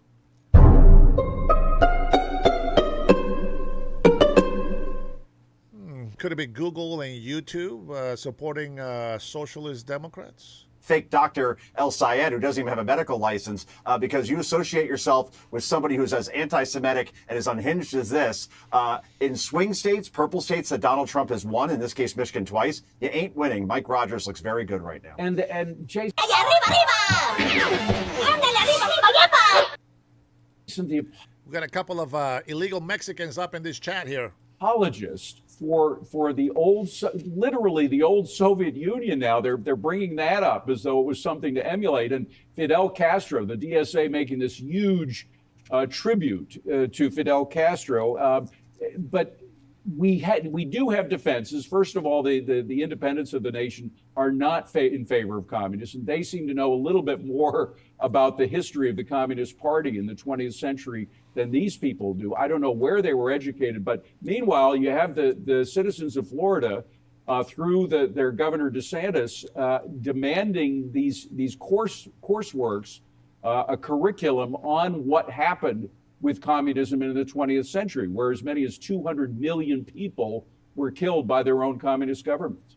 Well, Ron DeSantis is showing and demonstrating through leadership with his legislature why he's probably the most effective and best governor that we have in the United States. And he's doing it by saying, all right, we're going to teach people about history, which is what we should be doing in this country.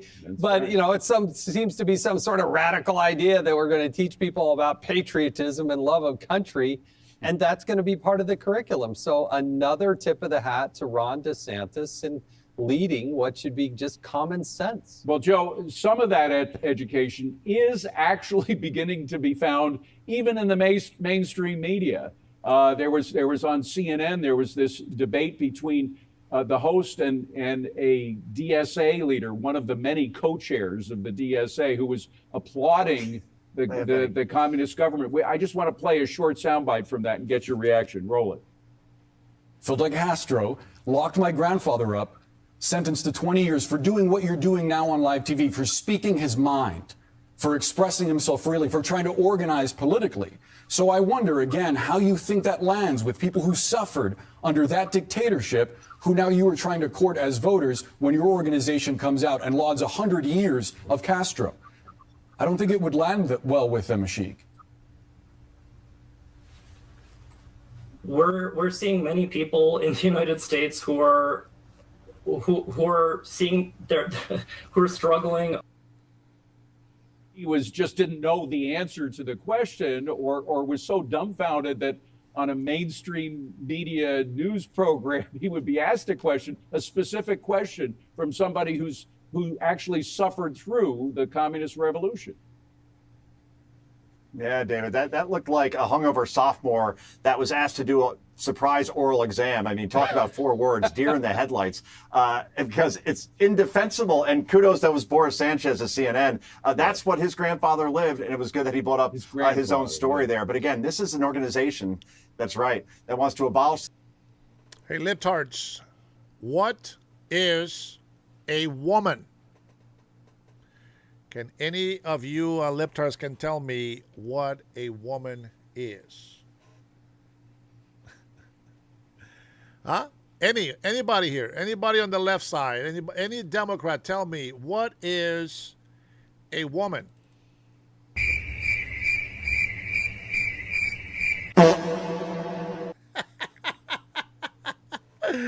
I know. It's a tough question. It's a tough question, but this is how we shut you guys up. The Senate, the presidency, the Electoral College, make the Supreme The Court look like the Pentagon. Milwaukee Brewers The Pentagon. roster. They want to get rid of the military that defends the country. I don't think there are many independents, which represent 40% of the electorate, that would be for that. Do you? No. What gave the right to Spaniards to call it the Gulf of Mexico? Shut up with your colonist words. Not in those purple states we talked about, but in blue cities. Obviously, these socialists are getting elected in New York and Washington, D.C. and Seattle, Washington. They have momentum where they have safe zones. But the question is this a national brand? If it is, then AOC is your nominee. By the way, I want to stick with you for a second because you said something about ABC. Well, maybe CNN is moderating a bit, and some of it is happening with CBS, of course, after the change in ownership. You don't see that happening at ABC, right? Oh, no. Now it's MSABC at this point, David. I mean, it's run by a woman named Dana Walden, who has donated on dozens of occasions to Democrat candidates, including Kamala Harris, her best friend, who she introduced Doug Emhoff to many years ago, donated tens of thousands of dollars to Joe Biden's reelection campaign. So the person running the news division obviously is a Democrat and is going to steer that news division that way. So, yeah, we saw it with Terry Moran talking about how the Fauci story that he had about the lab leak, Fauci personally was able to squash it through ABC leadership. So, yeah, we talk about MS Now and CNN a lot, but MSABC is just as bad. Okay, well, Jason, button is... Remember back in the days when little boys and little girls were actually smart? Not like the adults today. All of the adults on the left, they don't know what a woman is, but why don't we bring a kindergarten to tell us? What is a boy and what is a girl? Boys have a penis, girls have a vagina.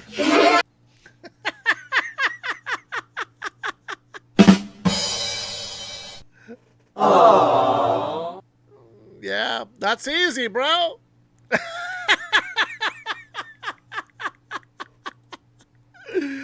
Oh, man. Just so that you guys learn, let's have the kindergarten say it again. What is a boy and what is a girl? How do we know? Boys have a penis, girls have a vagina. Nice little tip.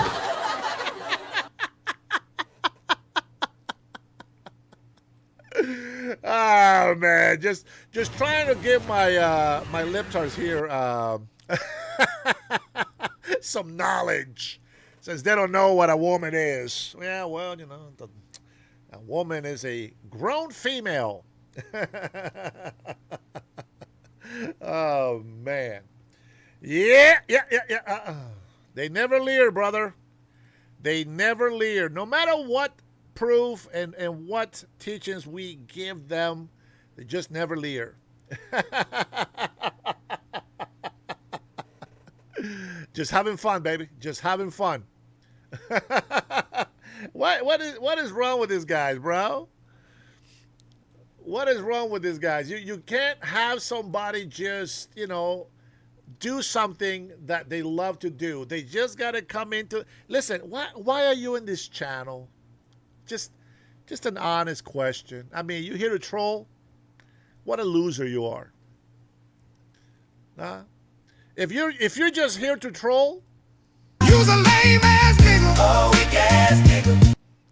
I just gotta say, if you are just here, okay, to troll, I don't know how old you are. Some of you guys are very old, but man, listen, you gotta grow up, man. You gotta. When are you gonna grow up and act your big old age? Oh man, trolls on the chat. This is what they are.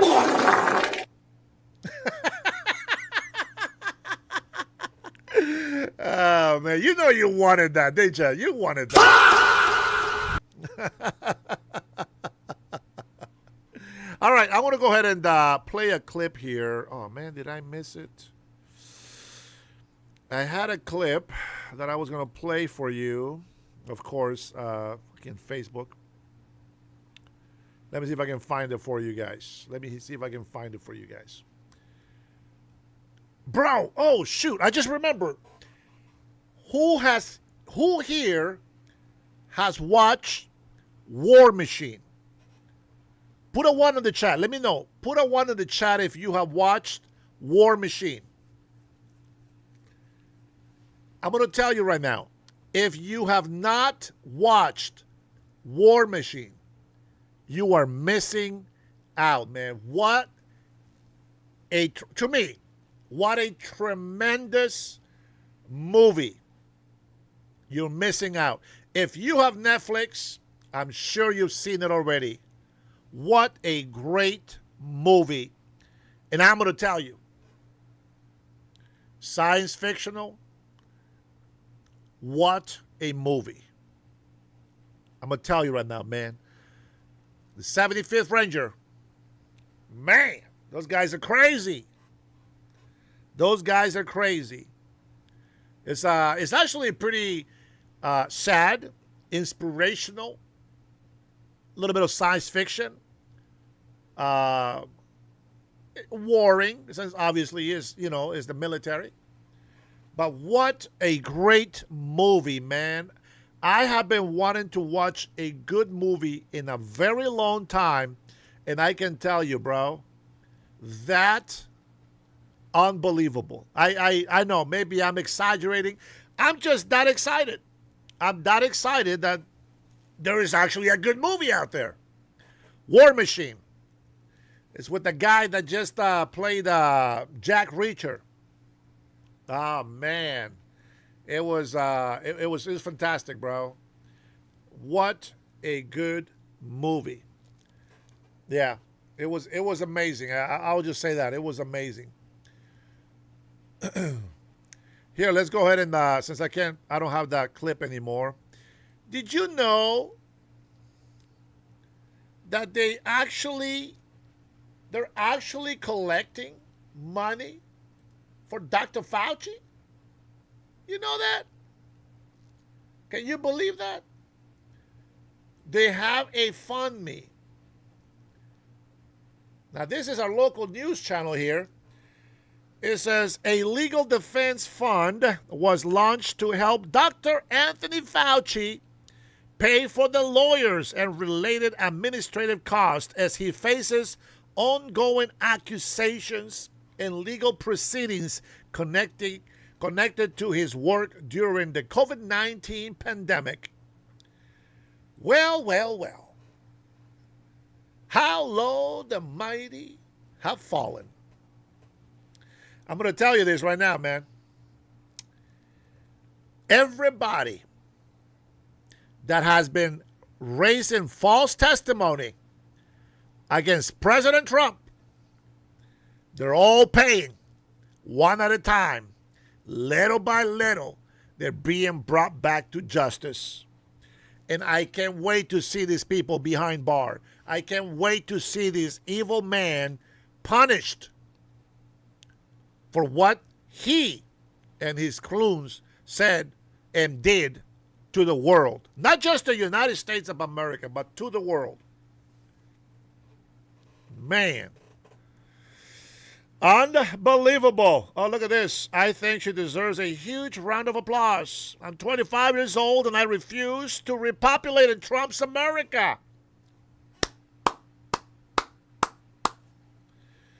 Please do not repopulate.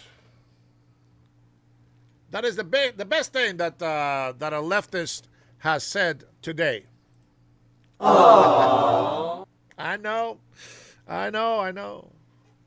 It is unbelievable. I don't know that. Yeah, man. Listen, mental problems, man. You can't just ignore it. You can't ignore it.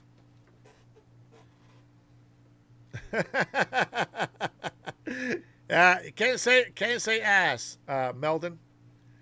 But don't worry. Here, I have a I have a question here for our libtards. I got a question because I really need to know. Do you ever get tired of being a bitch ass nigga? A hoe ass nigga. A hoe ass nigga. A pussy ass nigga. Do you get tired? All right, let's go ahead and continue here. Let's go ahead and continue on our X feed. Let's see what else is new going on today. Here we go. Communist Hassan Piker, the far-left streamer and darling of the New Democratic Party, just mocked the late Charlie Kirk on stage of San Francisco Golden Gate Theater. Let me tell you something about this asshole. I watched he's a rich boy. I watched a debate from, I don't know, seven years ago. Him and Charlie Kirk. He couldn't beat him. How can I explain this so that it makes sense? Let me tell you. A fool, a liar, when they can win, will always go back to lying some more. Let me tell you what I mean by that. Hassan Piker, as I'm watching him on this debate, Charlie Kirk, boom, boom, boom, drop some sense in there. Hassan Piker knew that he was going to be ridiculed. So he always said something laughing in a joking way. And when Charlie Kirk cut him off and said the truth, he's like, oh no, I'm just joking. No, bullshit. He said everything that he needed to say, even though it was a lie. He said everything that he needed to say and just said, oh, I'm just joking. No. I already know that tactic. As I always say, I am nobody's bitch. These people think that they can come in here and lie to me and I'm not going to find out. I'm a father of 7 children. I know when they lie to me. I know when somebody's lying. I give the benefit of doubt. Don't think that that's just you fooling me. I know you lie to me. I play it off, but I know you lie to me.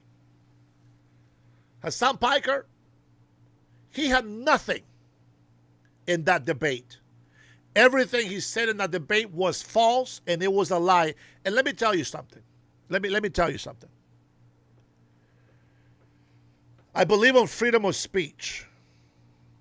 But I believe that you are a fool if you allow for the devil to go out freely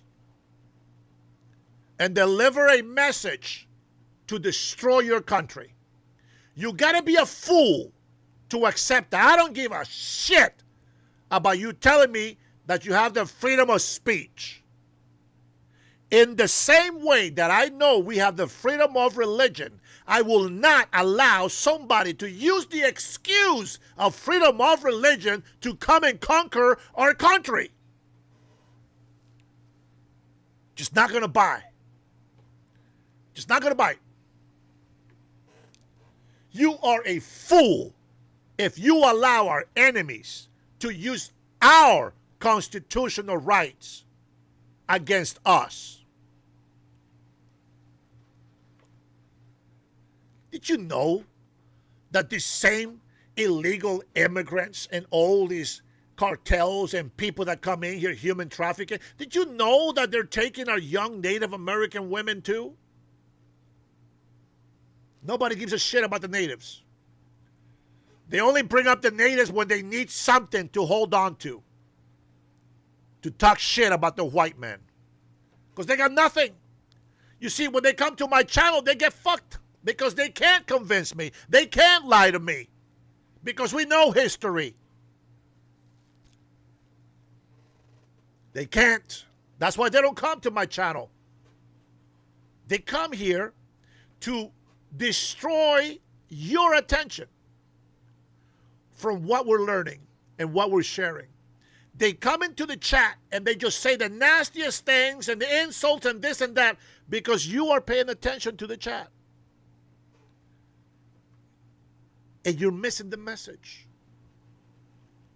So what I will say this is what you can do.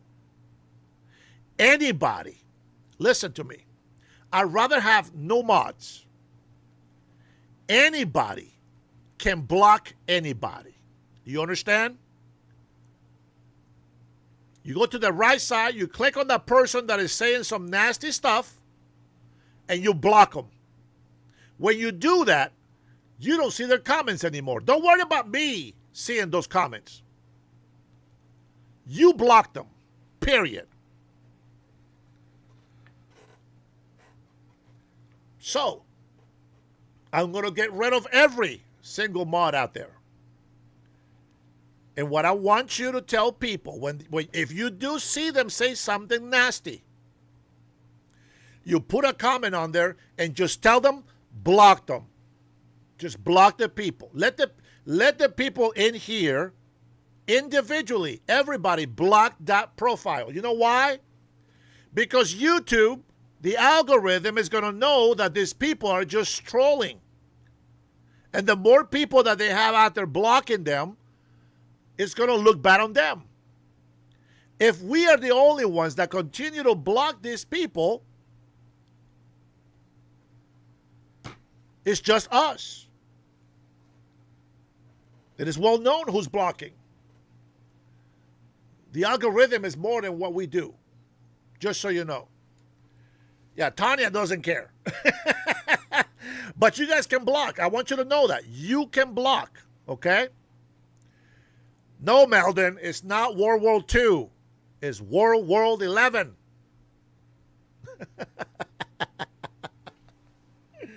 Man, I'm just saying. I'm just saying.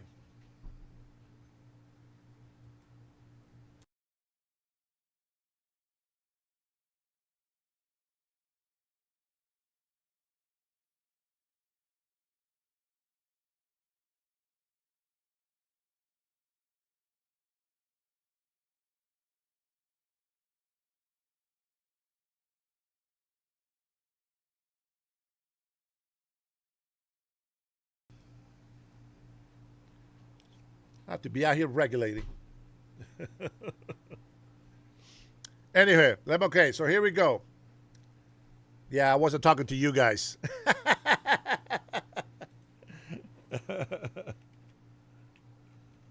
Anytime.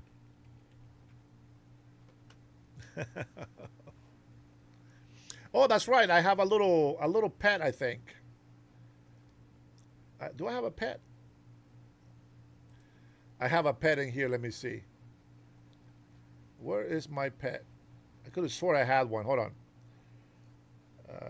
I have a little psychic. There we go.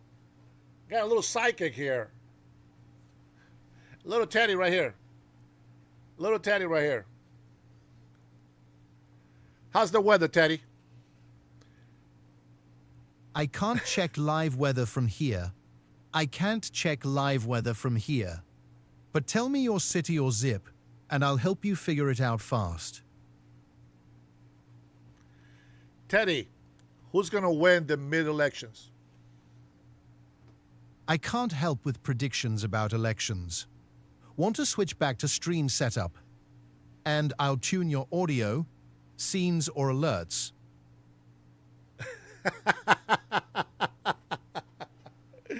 All right, I want to give a big shout out to my sister Tanya. You are the stream boss of the chat today. I know, with 10 people, but you are still the boss of the stream chat.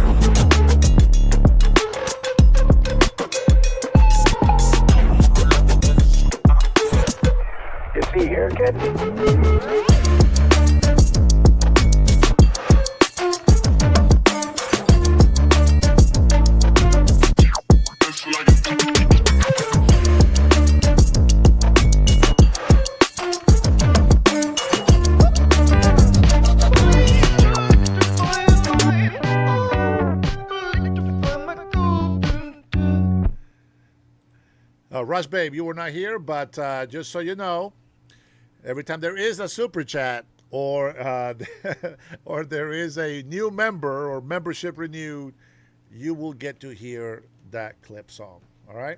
All right, with that being said, thank you, Tanya. I appreciate you.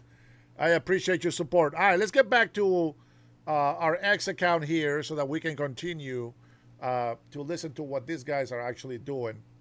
Man, I'm telling you, I don't know, man. Sometimes I feel like we're losing our country,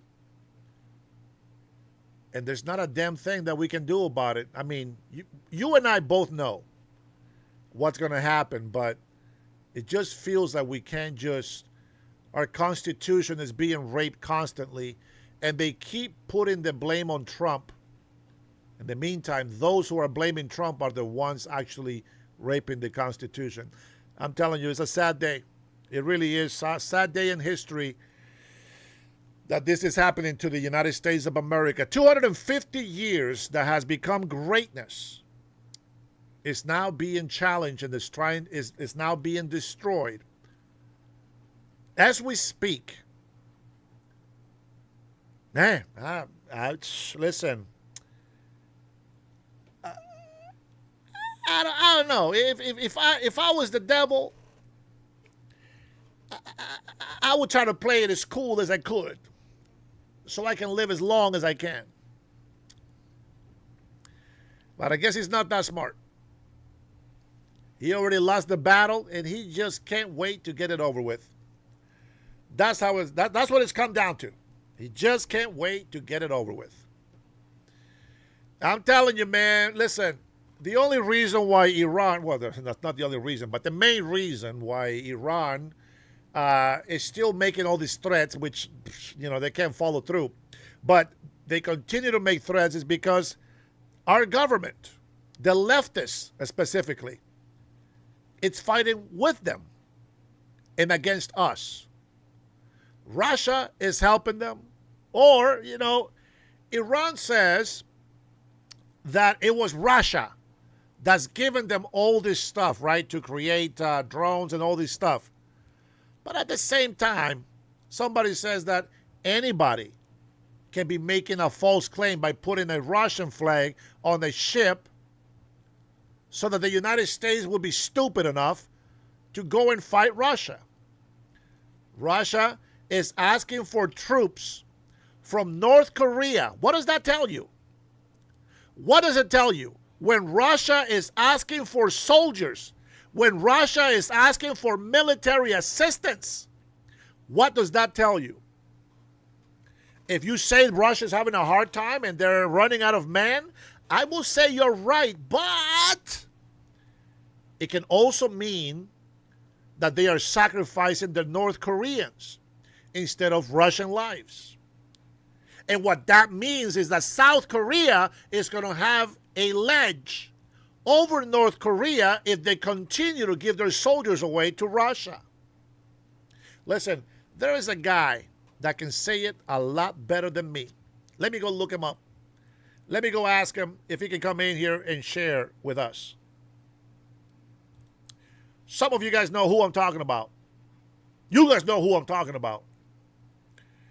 We need an Air Force expert to give us some insight. Let's see what's going on. Mr. Ryan, Max Afterburner in the house. We need your assistance, sir. We need your assistance. Let's go ahead and get Ryan in here and see if he can give us a new update. I know he has a new video out there, so let's go ahead and clip on that. Let's take a look. I think he gave, let me see. I think he made a short, actually. And let's see. Not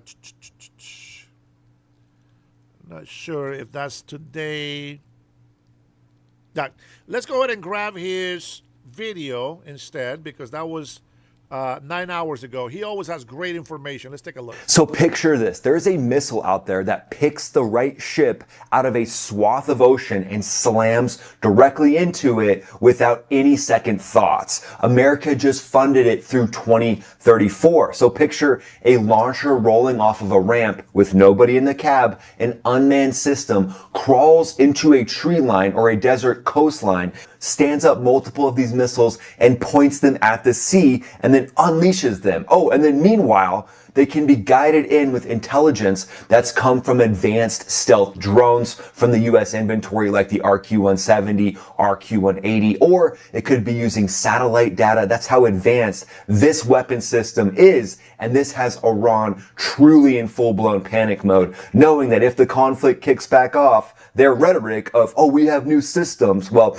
the U.S. military is going to have a few new systems potentially in the theater as well. Welcome to the video, everybody. Hope you're doing great wherever you're watching from. It's August 23rd. And while every camera right now is pointed towards the Strait of Hormuz, the Department of War just signed for these launchers, which have historically been used in the Pacific through 2034, funding this entire system until 2034. So could this system also be used to just trust but verify that Iran's not going to use their fast attack boat swarm to threaten that southern corridor of the Strait of Hormuz? I mean, this could be the perfect little robot missile swarm that sits there and watches and waits and targets the IRGC themselves. Today, we're talking about the Nemesis missile system, primarily run by the Marine Corps. It's the missile that finds its own target and then can get that targeting information from the advanced drones before it even blasts off. So somewhere in Tehran right now, there's a naval planner and he's getting seriously nervous about America's shopping list. It's like that guy who's really nervous when he sees his wife's shopping list. He's like, babe,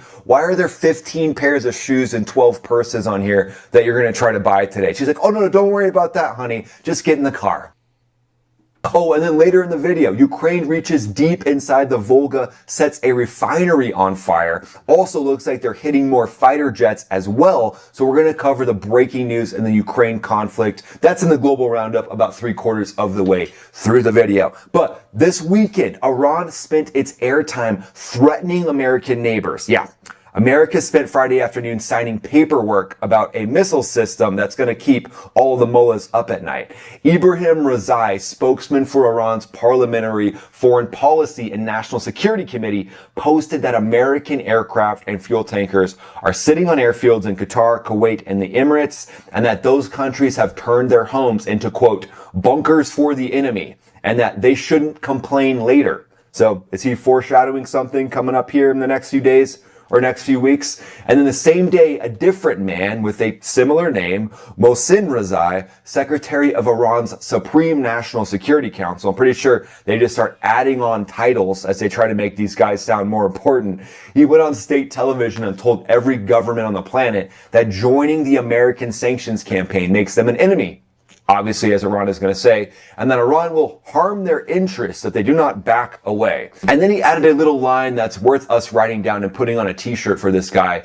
Iran, he claimed, has not yet attacked any American economic interests. So, okay, well, good luck with that. Oh, and then there's reports coming in that actually hackers from Tehran took a small British power plant offline for 4 days, and that happened back in late July, but the news is just breaking right now. So obviously, Iran has that hacker force. I mean, they probably have a warehouse full of a couple hundred people or more, you know, with guns basically held to their head saying, yeah, you're going to hack into whatever we tell you to, and you have no choice in the matter. I mean, it's basically a big hacker farm operation that Tehran's probably running right now. But Britain's answer was to brief power company chief executives and write to businesses and say, hey, have better security over your infrastructure, which I guess is pretty smart. But I like the American response to Iran's threats. America's like, oh, cool. You want to threaten us? Say you're going to threaten our economic interests? Oh, no worries. We're just going to fund a missile with $200 million that can AI target your entire fast boat swarm. How's that for a trade-off? Do you want to feel what it's like to take incredible shots from your own mobile phone? Well, today's video is brought to you by Metal Gunnery all the way down to Precision 4. So these numbers are showing that the U.S. military is putting true hardware behind the idea of making the Strait of Hormuz a U.S. territory. So Iran thought they could hide, but the U.S. military basically said, hey, hold my Nemesis launcher, watch this. But now let's talk about that weapon system and how advanced it really is. The Nemesis, the NMES the Navy Marine Expeditionary Ship Interdiction System, for you acronym addicts that were scratching your neck and saying, please just give me an acronym. Can you please? It's been 3 minutes and I can't control myself. There you go. Everybody just calm down. But the first thing to understand about it is that there isn't anybody in it. At its core, the Nemesis is a combination of several proven capabilities, a key reason why the services have managed to bring it online so quickly. And in this day and age, you know, we've seen those Ukrainian drone boats drive those 50 cals onto beaches. So to me, this is just the version of that, but on steroids with a massive missile on the tip of this thing instead of a 50 cal. But the weapon itself uses the anti-ship naval strike missile made by Kongsberg, a control system operated remotely, dubbed Rogue Fires is kind of the nickname of this thing, and a chassis of a joint light tactical vehicle without a person in it. Again, finally, we have a robot tactical vehicle that launches massive missiles. Yes, let's go.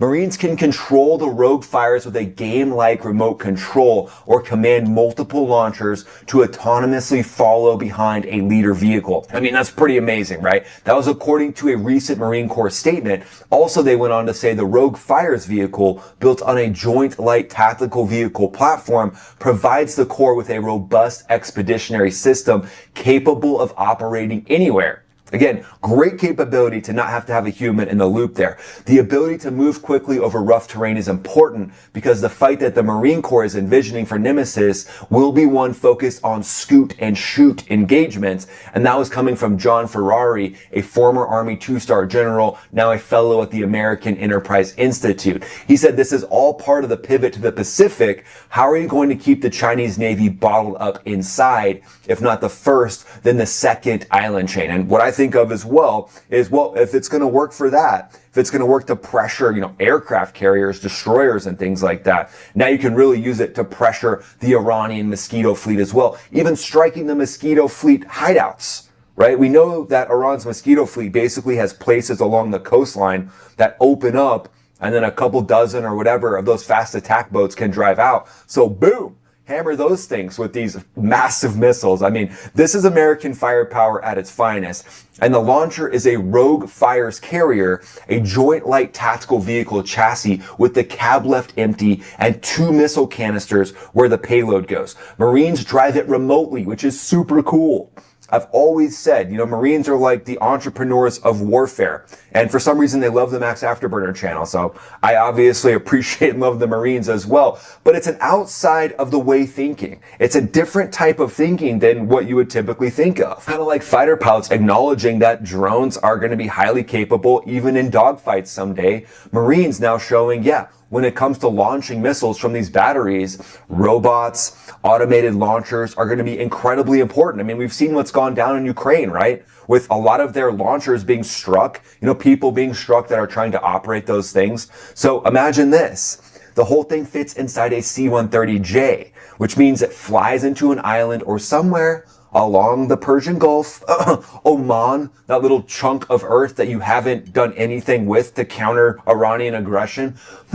Maybe a few C-130s landing in the area, unloading a few of these, putting them under camouflage, and just having them ready to go, just in case, a little swarm appears. Oh, no worries. We're going to launch a couple of these anti-swarm, like little fly swatters to take out that mosquito swarm. But the missile is a hugely important part of this Nemesis system as well, right? I mean, it's kind of the only thing that hits the target, but you got to have the gun. This is the bullet of the gun, basically. The Naval Strike Missile is a Kongsberg design built with Raytheon, about 400 kilos. Whew. Yeah, that's a pretty heavy warhead there. So this wouldn't be like go target one fast attack boat. But once those fast attack boats arrive back to where they're going to be bedded down for the night, they're comfortable, little hideout along the coastline. How about a little visit from Kongsberg? Hey, it's just Kongsberg saying hello. How you doing? Composite body shaped for a very low radar return, which is great because then Iran wouldn't even know it's flying in. Subsonic at around Mach 0.93, so not exactly slow, with published range beyond 180 kilometers. That's just the published range. So let's just say somewhere around 100 miles, 90 miles, something like that. Off the rail, it navigates on inertial GPS and terrain reference. It will fly over land, follow the terrain, come around on a heading, and then drop to sea skimming altitude over the water. I mean, basically the best way to avoid detection. And then the terminal phase, which is the most impressive part. I mean, if it already wasn't impressive, there's no radar in the nose. It's a passive imaging infrared seeker with a target database on board, and it recognizes ships by shape and by heat signature. It can look at a group of vessels and pick out a specific one. Nothing emits, nobody paints the target, nobody's gonna have to sit out there holding a laser, having to be in harm's way of some IRGC Shahed drones. And I'll tell you why this really lands for me. On a laser guided shot, your weapon flies to someone else's beam or a beam off of your own aircraft. So if you're actually flying and you're turning around mountains or you're avoiding, you're doing threat reactions, you could actually mask your laser and then the weapon could land short or land long, basically not guide because you just masked your laser. So if you could take the laser out of the fight when it comes to contested areas, I think that's a great technique. And it's just amazing that this has the technology to do that. The IRGC sitting out there and they're like, wait, you guys took the laser off? We've been trying to put lasers on everything. And then General Tuna's like, hey, cancel the sharks with freaking laser beams experiment, okay? Apparently the Marines don't need a laser to smash us in the face. But let's talk about what's actually going on for ISR, intelligence, surveillance, and reconnaissance, to determine a lot of this pre-packaged targeting technique. This is where one of the coolest drones in the inventory comes in, the RQ-170 Sentinel. And at this point, the RQ-170 Sentinel has been a part of every strike package that we've seen in the last decade or so. It goes in first, it hunts, it seeks, it looks for all the different movement, likely AI now integrated into this thing, teaming up with space satellite assets. I mean, if it wasn't enough to just have the RQ-170 with the ability for it to talk to satellites and get even more direction on where to look, the Sentinel is a Lockheed Skunk Works flying wing that the Air Force would not admit existed until basically a press release back in 2009. And in early 2011, these Sentinels, these RQ-170s, spent months looking over a walled compound in Abbottabad, Pakistan, inside Pakistani air defense coverage. On the night of the raid for Osama bin Laden, one of them fed live video back to Washington and monitored Pakistani military radio to warn the assault force of what could be coming. Pakistan's own Board of Inquiry inquiry concluded afterwards that the United States was the only country to have mastered stealth at an operational level, and that Pakistan simply did not have the ability to see it at all. So if you look at this pairing, if you look at it on paper, the Nemesis teamed up with the ISR, the Intelligence, Surveillance, and Reconnaissance from the RQ-170. To me, this is the best combination. And if you have a lot of these different dispersed units like the Nemesis, even smaller versions of the Nemesis. So think about the Nemesis as the heavyweight champion. Now, if you have a few more that can be smaller, we'll get into some of those in follow-on videos, or even being able to team those up with, let's say, Lucas drones from the U.S. inventory. The Marines have been said to be operating those as well. So now you've got the heavy hitter when it comes to the actual big Nemesis system. And then you've got the Lucas drones as well. So to me, I think the perfect pairing would be putting a lot of these unmanned systems in certain hideaways in places that Oman hasn't utilized. Or maybe even teaming up with UAE. Maybe you don't even need to be as close to the Strait of Hormuz. You made it to the Global Roundup section, my friends, so let's talk about a little bit of what has gone on over the last night. A shift supervisor at a refinery on the Volga hears the pressure alarm before anything goes off. And at this point, they probably already know it's not just a valve. Overnight into Saturday, Ukrainian drones reached the Samara region. Ukraine's military says it struck the Novovashchik refinery, Novobushayek, yep, something like that, and started a fire. In the same wave, a logistics center belonging to Ozon, Russia's second largest online retailer, was hit. So they're hitting all these online retailers.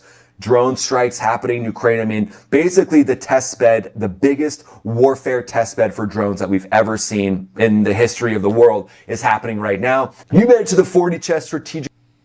And now I want to say this, man.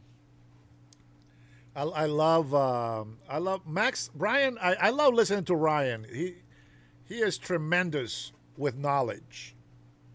Now I'm going to tell you guys, and you, the veterans here, you guys know how I feel about this. I'm going to tell you right now, the reason why I love that movie, War Machine, it's on Netflix, just recently added, I believe. It's a 2026 film release. The reason why the movie is so badass to me, it's for two things. And one of them is the warrior spirit of the American soldier. Now listen, some have a bad attitude. Some do it for fame, for college. Some just do it because they want to represent our country. Those are the soldiers and veterans that I admire the most.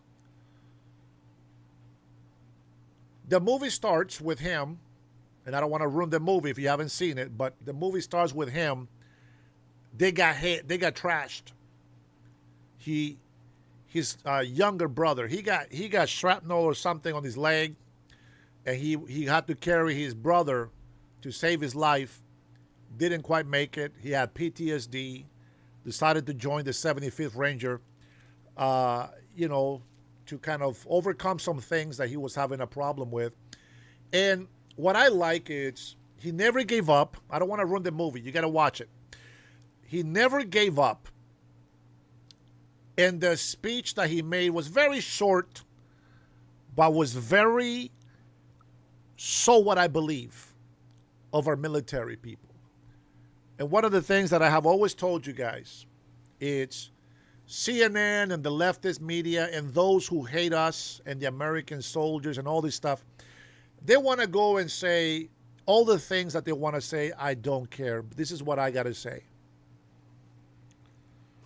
I really, truly believe, listen to me,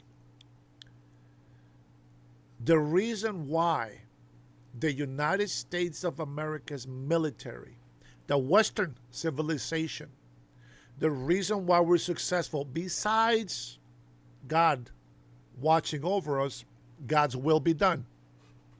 Besides that,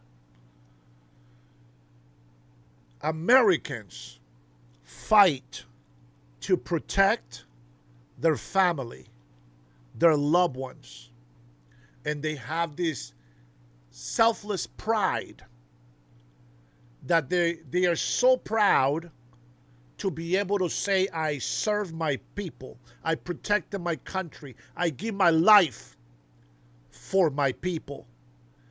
There is no better form of love. There's no better love than to one lay in their life for another. And let me tell you what these terrorists fight, these communists, these evil people, our enemies, what they fight for. They fight for power. They fight against their own will. Now, there may be so many of them that are really given into the cause, but they don't fight for their family. They fight for death. And as long as we have God on our side, we will always win. And we will always honor every single one of those fallen heroes, because they make us proud and they keep us safe and give us hope. Our enemies don't have that.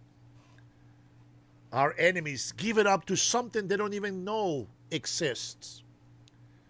Our enemies give their lives away to those who they don't even love. You want me to tell you? You want me to tell you how I know that Americans love, the soldiers love? Americans would never put an AK-47 on their 7-year-old son and teach them to hate people.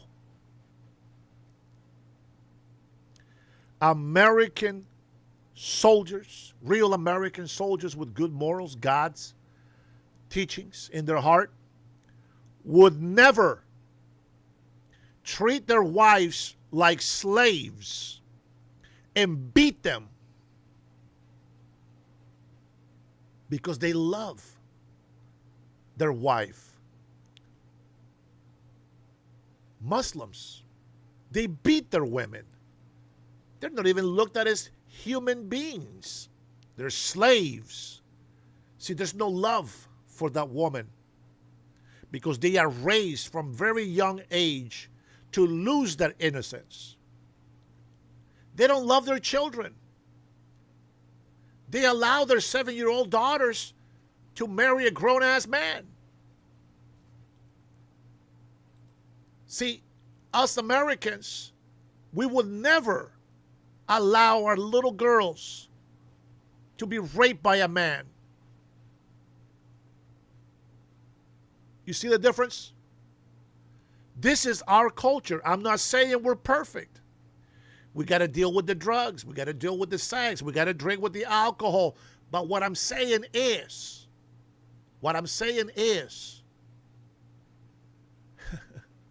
our Western civilization is very blessed because of the God that protects this nation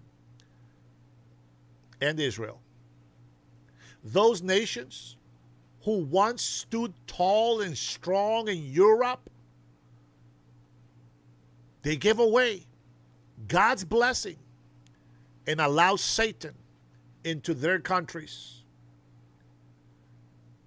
They gave away their sovereignty to foreigners. Stop protecting their women to terrorists. American soldiers, no matter how many of us fall, we will always be immortalized because we follow God's commands and God's morals are in our heart. I'm not being religious. I'm just giving you my thought and my heart.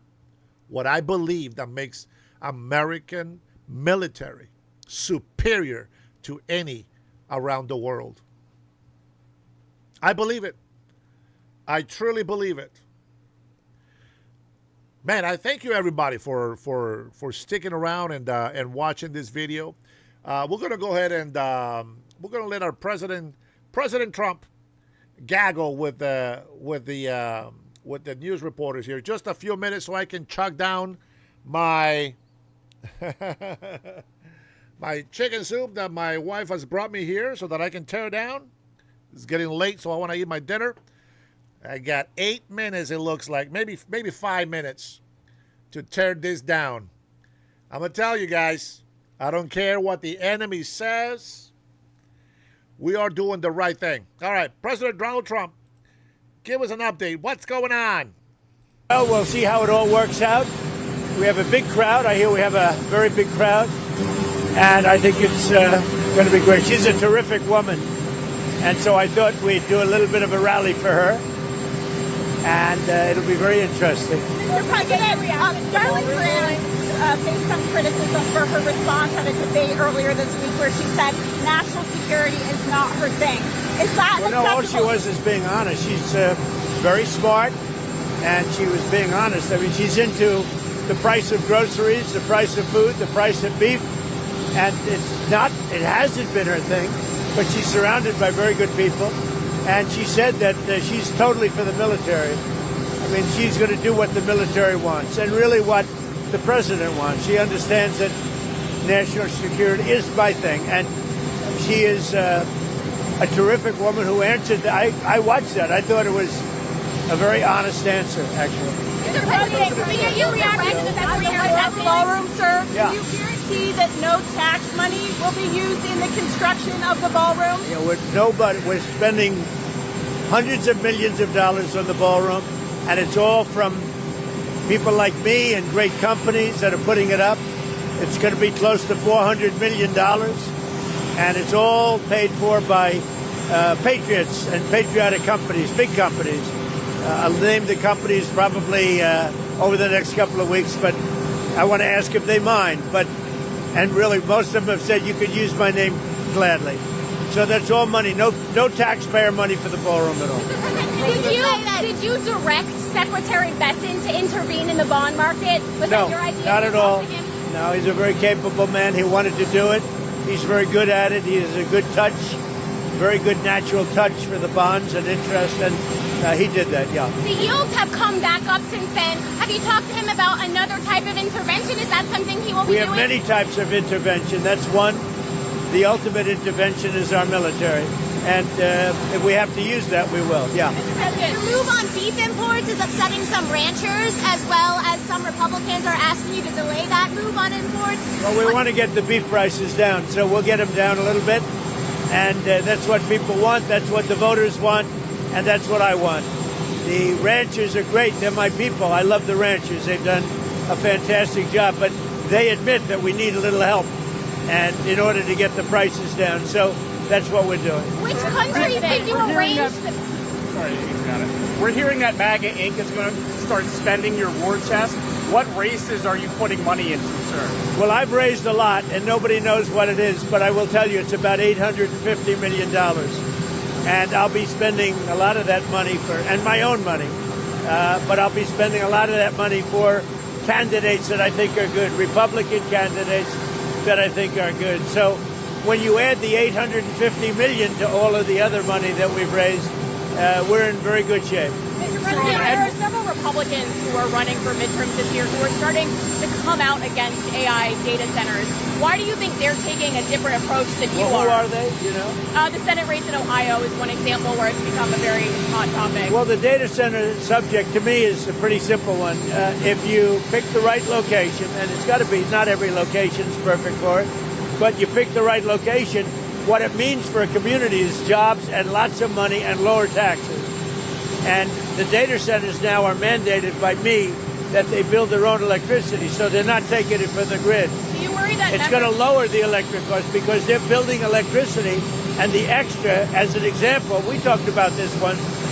I'm very proud of it. It was my idea. They're going to build their own electric producing facility, and that electricity that they have left over is going to the grid. It's going to lower the cost of electricity. So if I were a community, I would want the data center. It means jobs, it means income, and it means lower taxes. Do you want Republican candidates to take the same take the same message on data centers? No, I want them to do what they want. Some people feel differently. I really want them. If a Republican's against the data center, that's okay with me. I'm only saying that if I ran a community, now there are different types of communities, but generally speaking, if I ran a community, if I was a mayor or if I was a governor in a state, I would want to have the data centers, because they bring tremendous income.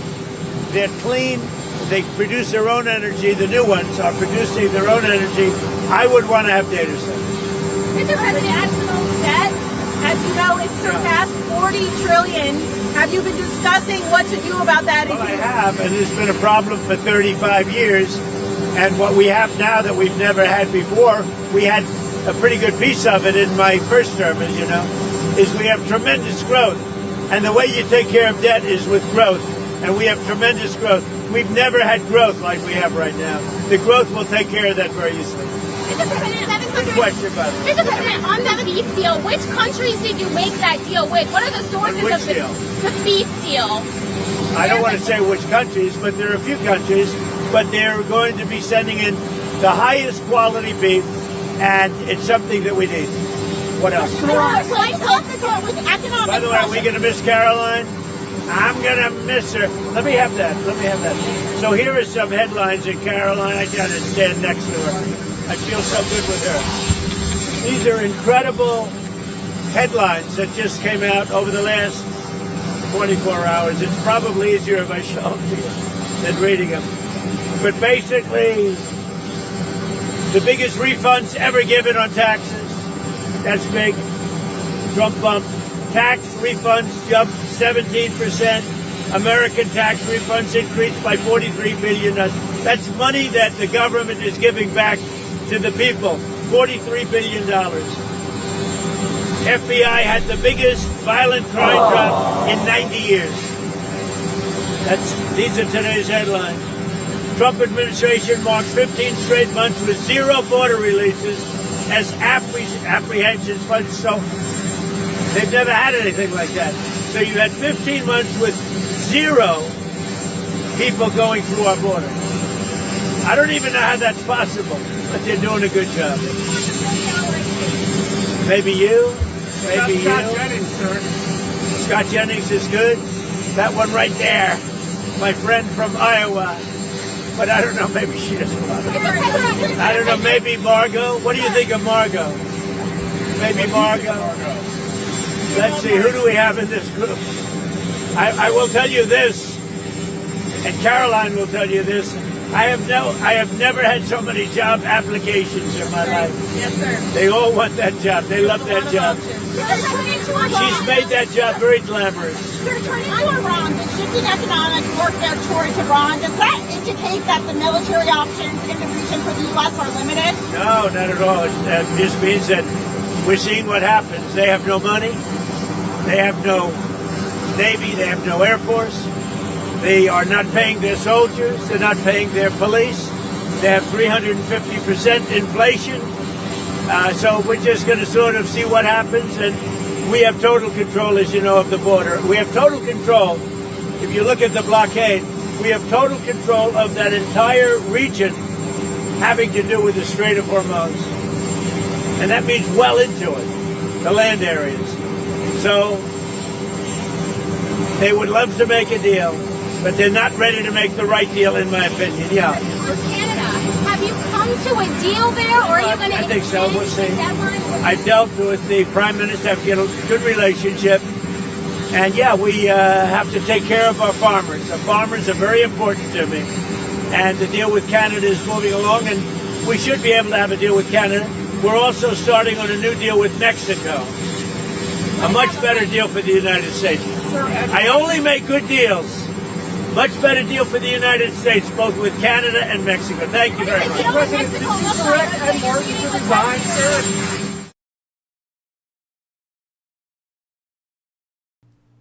Love the POTUS, the Great White Hope. Yeah, you know, a lot of Americans, and I would tell you, man, I've seen some people out there, man, practice shooting fast, accurate. I'm going to tell you, if our enemies are stupid enough to come and try some shit in here in our country, it's not going to be pretty. It's going to suck for everybody. But I have full confidence that the United States of America will be victorious. And maybe, who knows? Maybe Jesus comes before then. But if it doesn't, we will leave a piece of historical evidence for our children's children so that they don't become stupid like the damn-ass Democrats who have been destroying this country for decades from within. For the politically correct morons that have allowed Muslims in our government, have allowed communists to be in our government. I pity the fool, as they say. Unbelievable.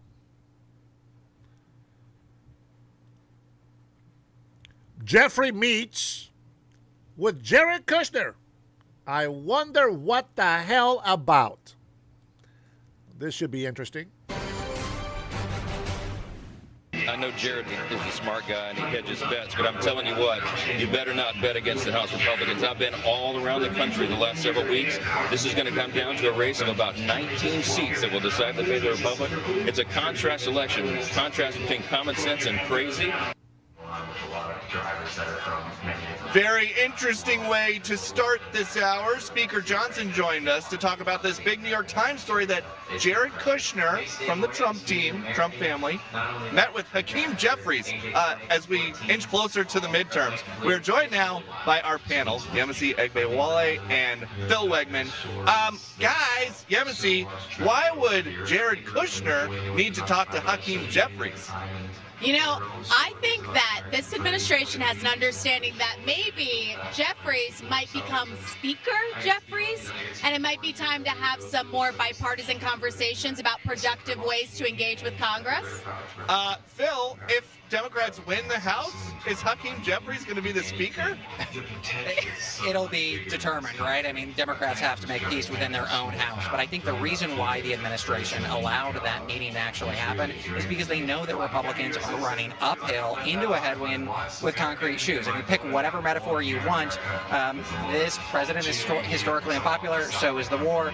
Republicans have a cash advantage, but, you know, it is going to be very much a street fight to see who actually wins the majority. But how can you have Jeffries stay as Speaker if that's what they get to? I don't even know, and Johnson was talking about this, I don't know if he makes sense as majority leader, or rather to continue as the Democratic leader, because all the excitement is around candidates who are saying Medicare for all and universal child care and rent control.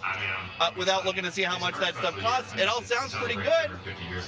Listen, a lot of these candidates that have won their primaries and will have not a lot of competition for the general in these deep blue districts have said a lot about Jeffries. But when they come to Congress and they're the new kid on the block, freshman in high school, they're going to fall in line. And Speaker and Jeffries will become the Speaker, especially because he'll have the Congressional Black Caucus that'll be supporting him in that.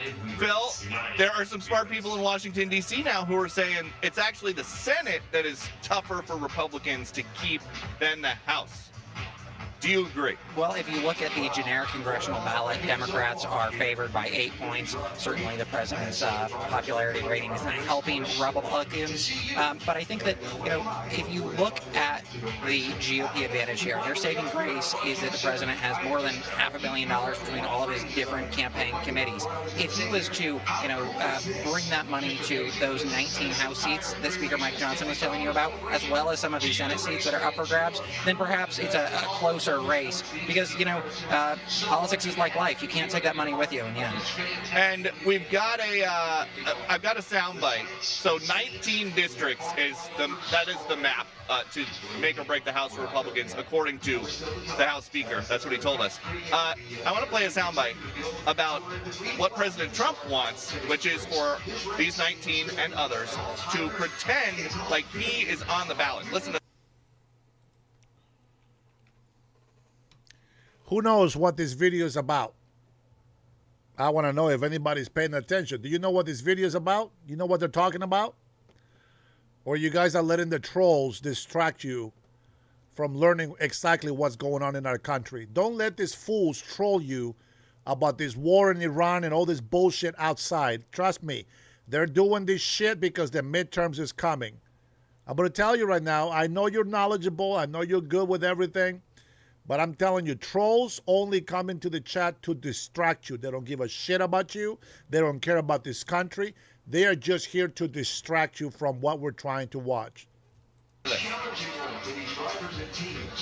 We're running on the record. You know, record over rhetoric is our thing. And we made a lot of promises in 2024. We kept them. We brought the biggest tax cuts in U.S. history. People got their largest refunds of their lives. Most Americans did. In every state where I'm going, they have thousands more dollars in their pocket they didn't have to send to Washington. And we secured the border, restored American energy dominance, got back to the principle of peace through strength. America's back. Yemisi, is it the smart play for Republicans to pretend like Donald Trump is on the ballot? It would be smart for them to do, because I remember with Obama, when Obama wasn't on the ballot, that's when Dems got swept in the midterm. So if he can keep pushing, pretend as if I'm on the ballot, that might work. And I hope it works for him in some ways, but I mean, I'm looking at Texas and I'm like, I also hope it doesn't work, because Ken Paxton by himself is a pretty underwhelming candidate. And I think without a Donald Trump boost, Tallarico will maybe clean that up. Phil, what do you think? Just like the Obama magic didn't translate for Democrats, Donald Trump has experienced a similar dynamic where he can turn out his base for himself during a general. We'll see if that'll work for Republicans down ballot. The thing I keep coming back to again and again, though, regardless of polling, regardless of what the conventional wisdom is, Donald Trump has been counted out again and again, and he's pulling it out. So never say never.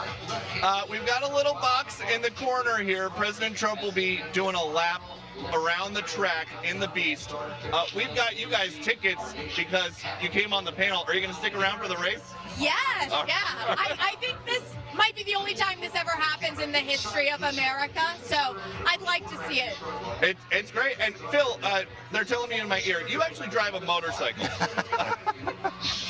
Where'd you park it today? So did not park the motorcycle today, but I have not. Nobody cares about your motorcycle.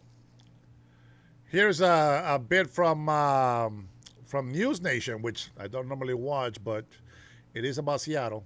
And now to Seattle, where this is happening. Watch. In the last 30 minutes, some of them had drug residue still in them. Thousands of pieces of used fentanyl. This is absurd. Somebody has taken the time to report We Heart Seattle for improper handling and collection of hypodermic needles and fentanyl paraphernalia. We Heart Seattle is a volunteer group focused on homeless camp cleanups. You can see here just some of the hypodermic needles they've cleaned up from public spaces. But for some reason, Washington State is punishing them for it. Meanwhile, people in Seattle are fed up with their mayor, Katie Wilson, and there's already an effort to recall her over the lack of public safety in this city. But it appears the socialist mayor is too busy learning to dance to clean up her city. West Coast, but I'm not from LA. No, I'm not from the Bay.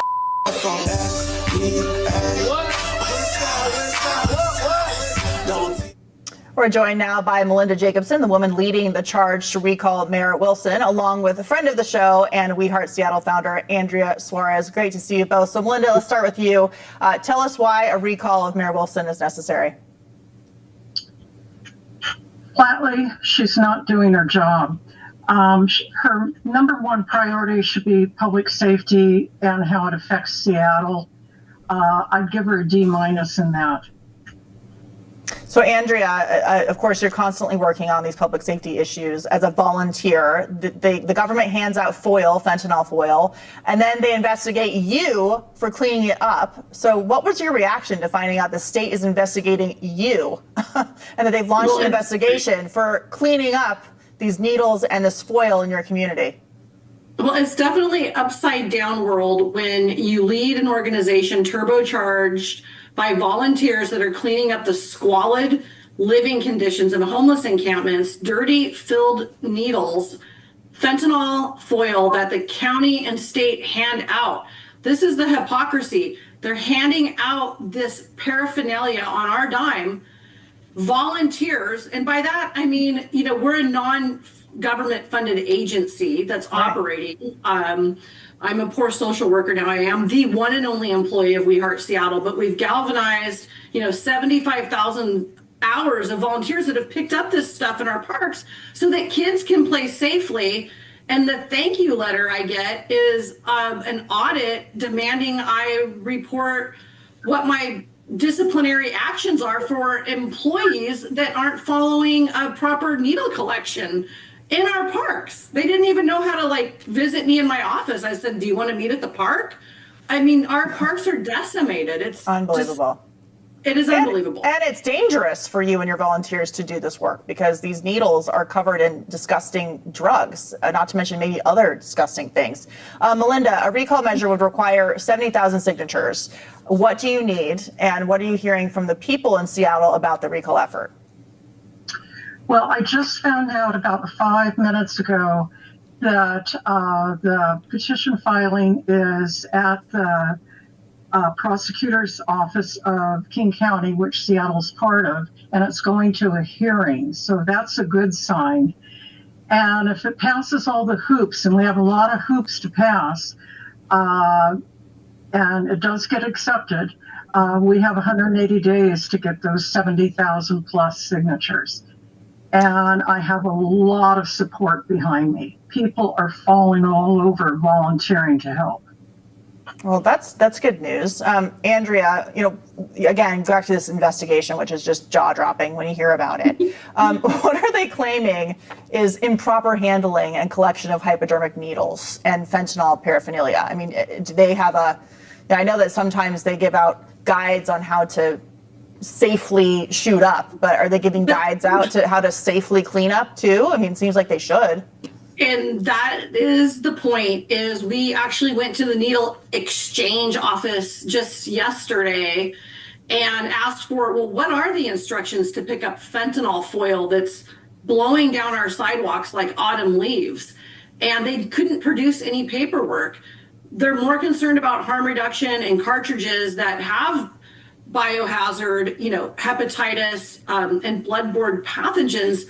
We're trying to actually clean this up. I mean, look, if the optics, we're an employer of one. We have a safety program. We wear gloves. We have pinchers. We're doing the right thing. We're not scared of the audit per se. It's just the egregious hypocrisy that you allow this open air use of drugs in our parks, steps from businesses and residents and daycares, and I'm the bad girl. No, you're definitely doing a huge service, and they would say you've committed the sin of making government bureaucrats look bad by doing their job for them for free. So that's also a problem. Melinda Jacobson, Andrea Suarez, thank you for joining us. We'll be keeping an eye on Seattle. Looking forward to having you back. Thank you. Thank you for watching. Subscribe below and down. Shut up, Cuomo. Nobody wants to hear from you. Get out of here with that shit, man. Get out of here with Tom. That was a good one. That tree has to go to rehab now, bro, with all those needles on there. On other news, I don't know if you heard about this one, but this is Sean Grayson. He was a deputy that killed Sonia Massey in her own house. I guess the call came in from Sonia Massey. She called 911 for protection. The sheriff deputy came to the rescue, says that she attacked him and he killed her. Well, he spent 6 months in jail out of his 20-something years that he was going to be in jail. He had 4-stage cancer, that had invaded his lungs and all this stuff. Well, he's dead now. He died, the clip just came out. Let me see. He died. Where did he die? He died at 32. Where did it go? I lost it. Anyways, this is the white man.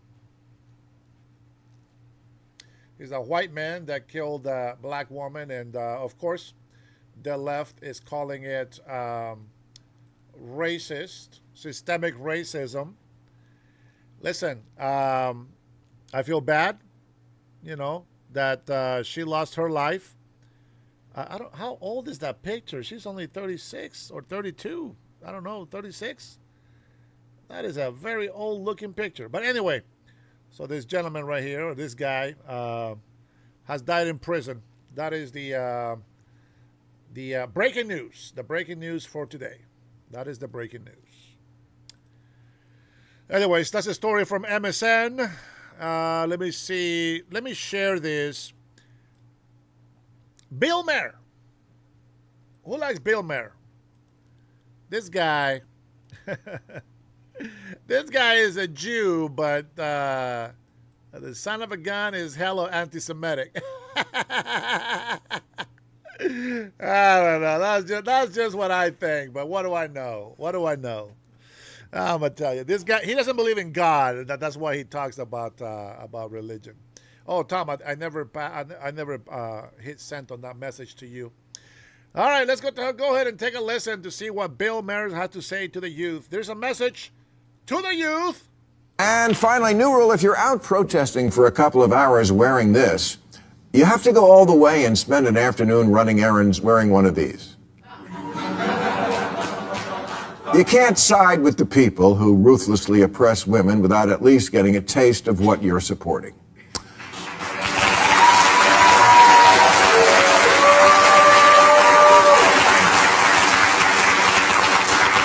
Well, now that summer is here and the Hamas-backing college protesters have dispersed back to their summer internships at Goldman Sachs, I thought it might be a good time to say this. I actually admire your youthful idealism, and our world would be poorer without it. Much like your parents who just wasted $300,000 on that ignorance factory you call a college.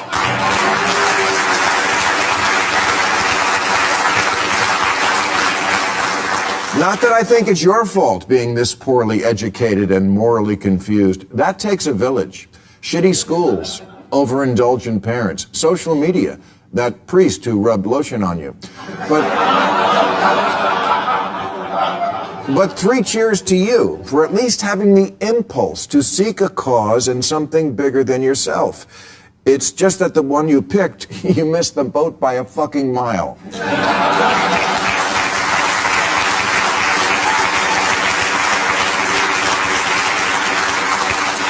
But here's the good news. You want a cause? Because I totally got one for you. Apartheid. Yeah, apartheid, the thing you've been shouting about with Israel for months. Never mind that Israeli Arabs are actually full citizens. You learned that word from a 2 Chainz song and discovered that protesting South Africa's apartheid in the 80s was a righteous cause, and so it was. To this day, when celebrities are asked who is the person they most admire, one name is always the safest choice. Nelson Mandela. Nelson Mandela. Nelson Mandela. Nelson Mandela. Nelson Mandela. Nelson Mandela. Nelson Mandela. Nelson Mandela. Nelson Mandela.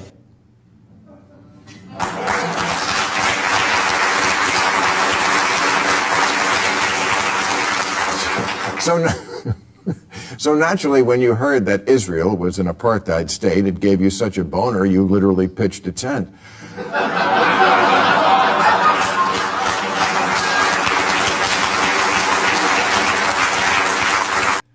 Well, he's not wrong. You knew how wrong it was when tens of millions of South Africans had been treated like second-class citizens just because of their race. But here's the thing. Today, right now, hundreds of millions of women are treated worse than second-class citizens. When you mandate that one category of human beings don't even have the right to show their face, that's apartheid. And it goes on in a lot of countries.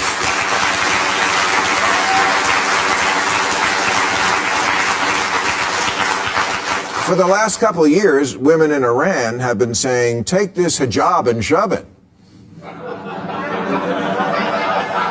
Because in 2022, a young woman named Masa Amini was arrested for wearing her mandatory hijab incorrectly and then died in police custody.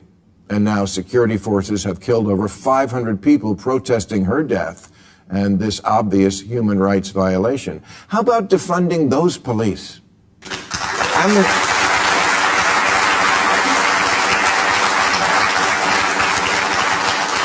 Amnesty International says that Iranian authorities are waging a war on women that subjects them to constant surveillance, beatings, sexual violence, and detention.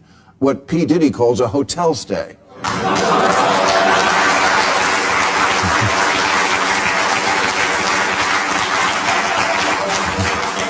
In Iran, Me Too isn't a movement. It's what a woman says when another woman says, my life sucks.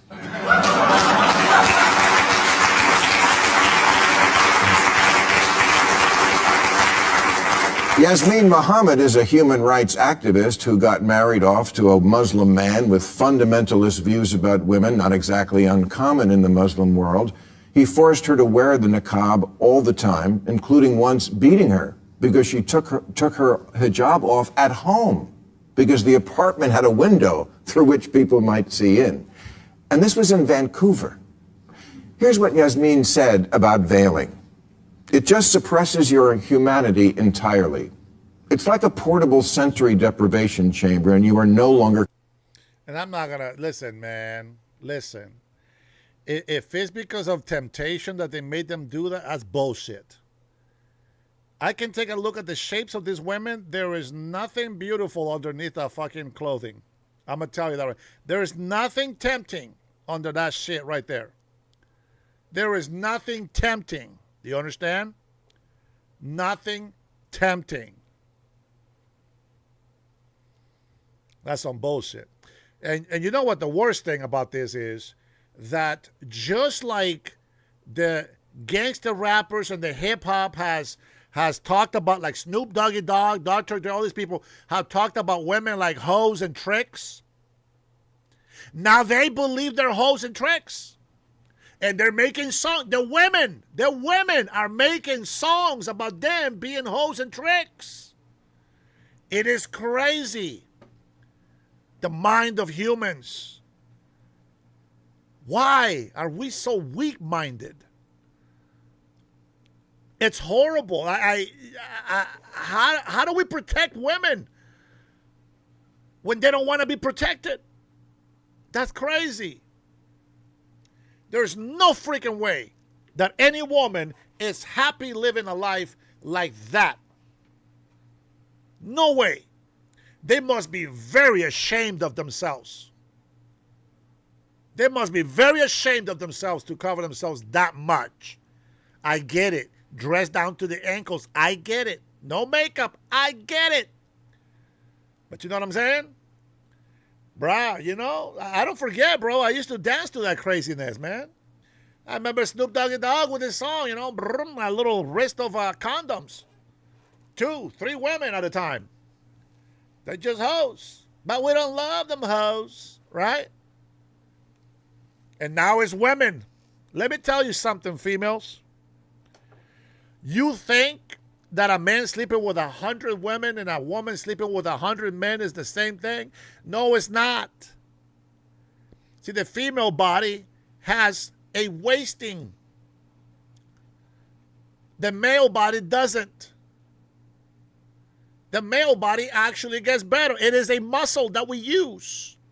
The more you use it, the better it gets. A woman, there's no muscle being used. I hate to be more specific and more literal, but you see what I'm saying? Your bodies are more fragile. You got to take care of your bodies. I'm not okay with men sleeping with 100 women either, but I'm just saying. Don't think that you can go and do the same thing and it's no big deal. No, you lose. Just saying. I was trying to defend the issue one day, and my cousin, which is 40 years older than me, she yelled at me. And she says, no, us women are made different. Women get wasted. And I don't mean like drunk. Our bodies are not the same. But this is what makes it even more special for women to be with Christian-like men, or at least westernized men that have good morals. We treasure women. We don't treat them like dogs. And the men that treat their women like dogs don't deserve those women. And those women that allow men to treat them like dogs, well, they deserve those men. You see what I'm saying? Chris Substance loved them hoes. Oh, man. I know, man. Listen. We got to fight temptation. It's the bottom line. That is the bottom line. We must protect women. Listen, those women out there that don't want to be protected, okay, let them. But we have to continue being gentlemen. You see what I'm saying? Yeah, women quit disrespecting themselves. You got to do it. You got to quit. You're connected to humanity. You can't see properly. You can't hear properly. You can't speak properly. People can't see you. You can only see them. Just little things, passing people on the street and just making eye contact and smiling, that's gone. You're no longer part of this world, and so you very quickly just shrivel up into nothing under there. What does that remind you of? Somebody put it in the comments there. What does this remind you of? The way of their dressing, what does it remind you of? Besides the cult. What does it remind you when you see these women just wearing all this black cover, everything? All you need is a scythe. Give them a scythe.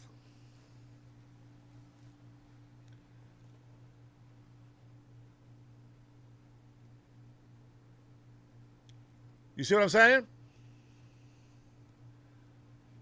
Like the Reaper. Absolutely.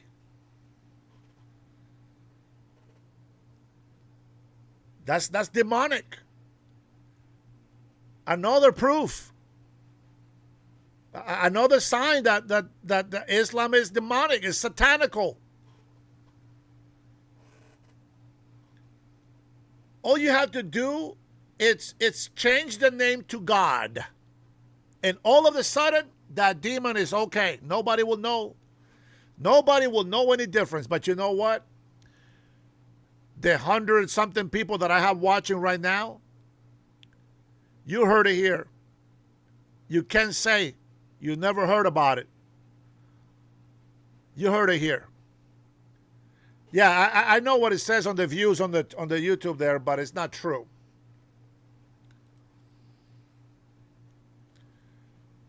You know, we got about 11,000 viewers, 11,000 views today. It's very low for 3 hours and a half of a streaming. I get that, but what are you going to do? YouTube has thrown out there a new algorithm that it shows. It wants to show all formats in the same way. It's just I don't think it's going to work because most people probably watch YouTube on their mobile devices. And when I mean mobile devices, I mean more specifically cell phones. And I think that that's what it is. Agus, I don't know about that. I don't know if it's true. I think those are just rumors. I mean, it's not like I have to see it, but it sounds more like a rumor, even though there is bestiality. You know this. There is bestiality. And that's humans having sex with animals. I have seen people go to court for child abuse, animal abuse. A man sleeping with his female dog. I know. I'm telling you, man, it's the flesh is so weak. We need to continue to fight it, man, every single day. It's not just that the Muslims are bad. It's we already have a task to fight because we're weak. If you're an alcoholic, oh, Tanya, I'm so sorry, sis. Wow.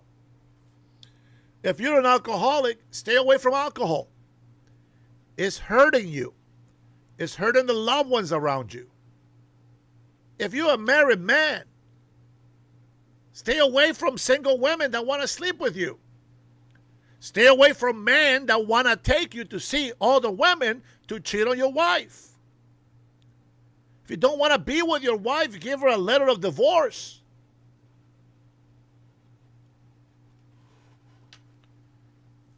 Don't think that you're safe if you just go have sex with other women just because you're not married no more.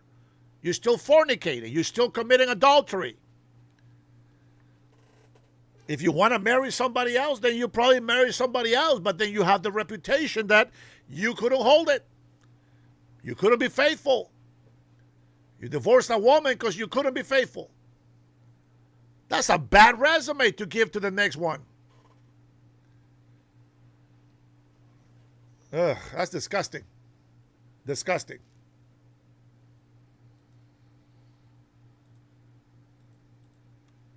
That is crazy. Disgusting crazy.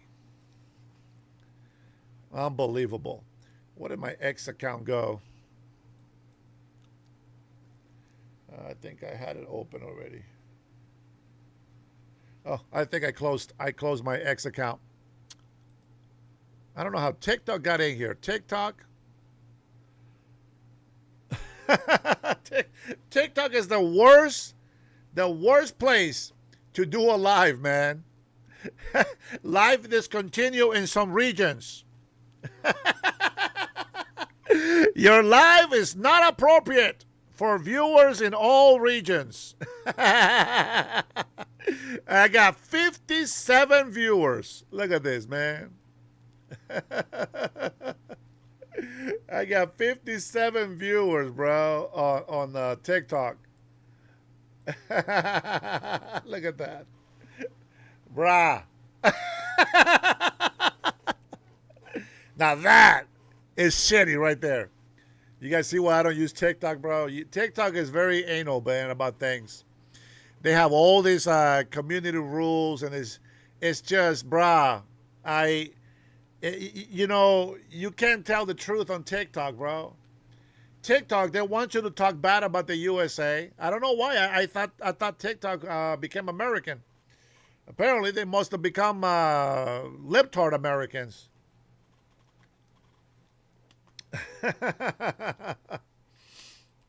No, we have 125 people watching right now, but that's crazy. No, this one right here says that I have 57 total views right there. This is TikTok. It's still going, apparently. Live restricted for some audiences. Your live contains themes that some may find uncomfortable.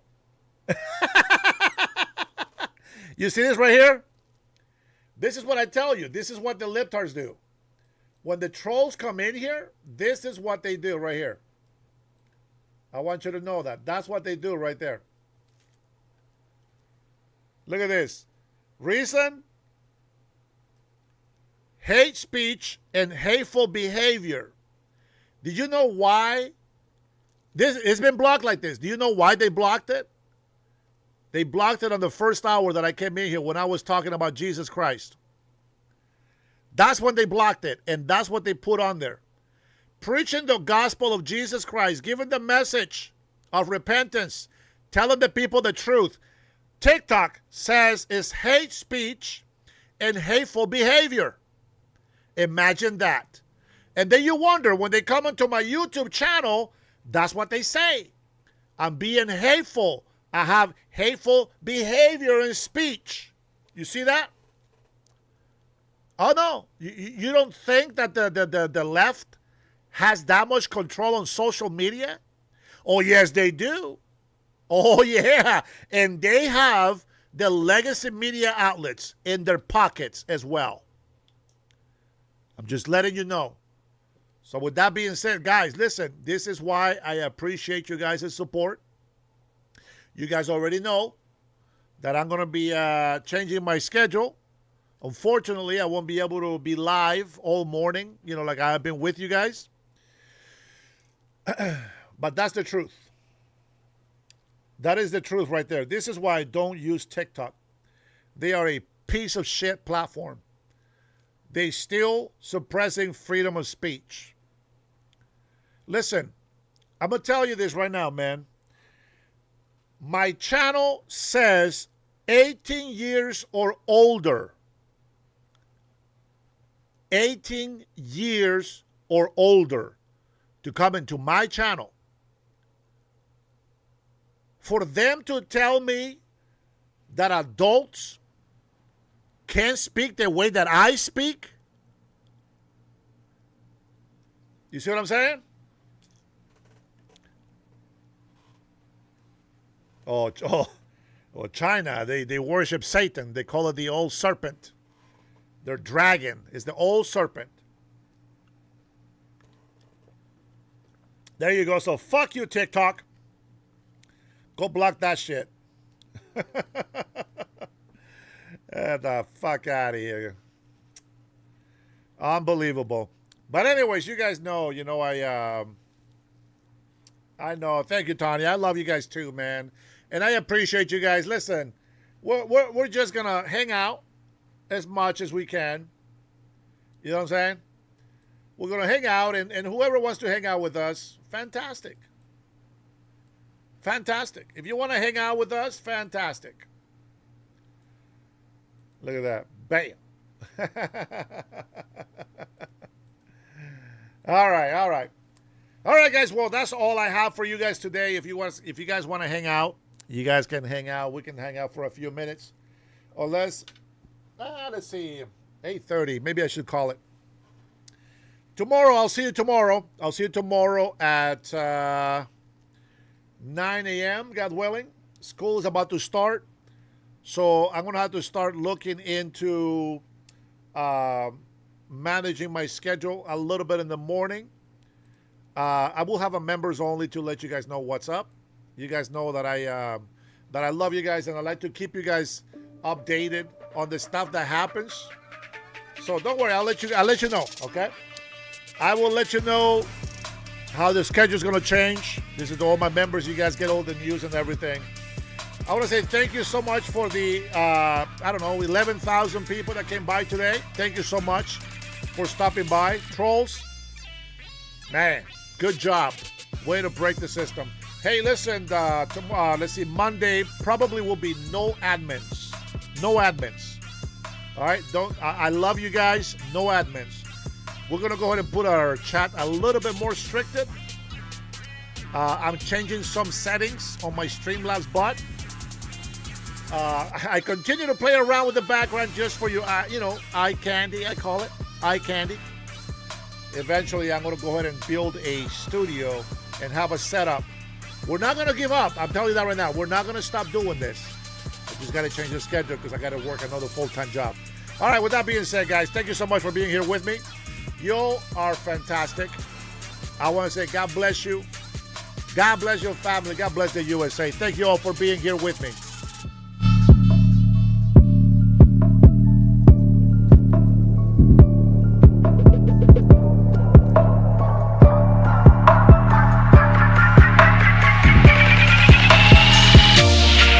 Acknowledge me!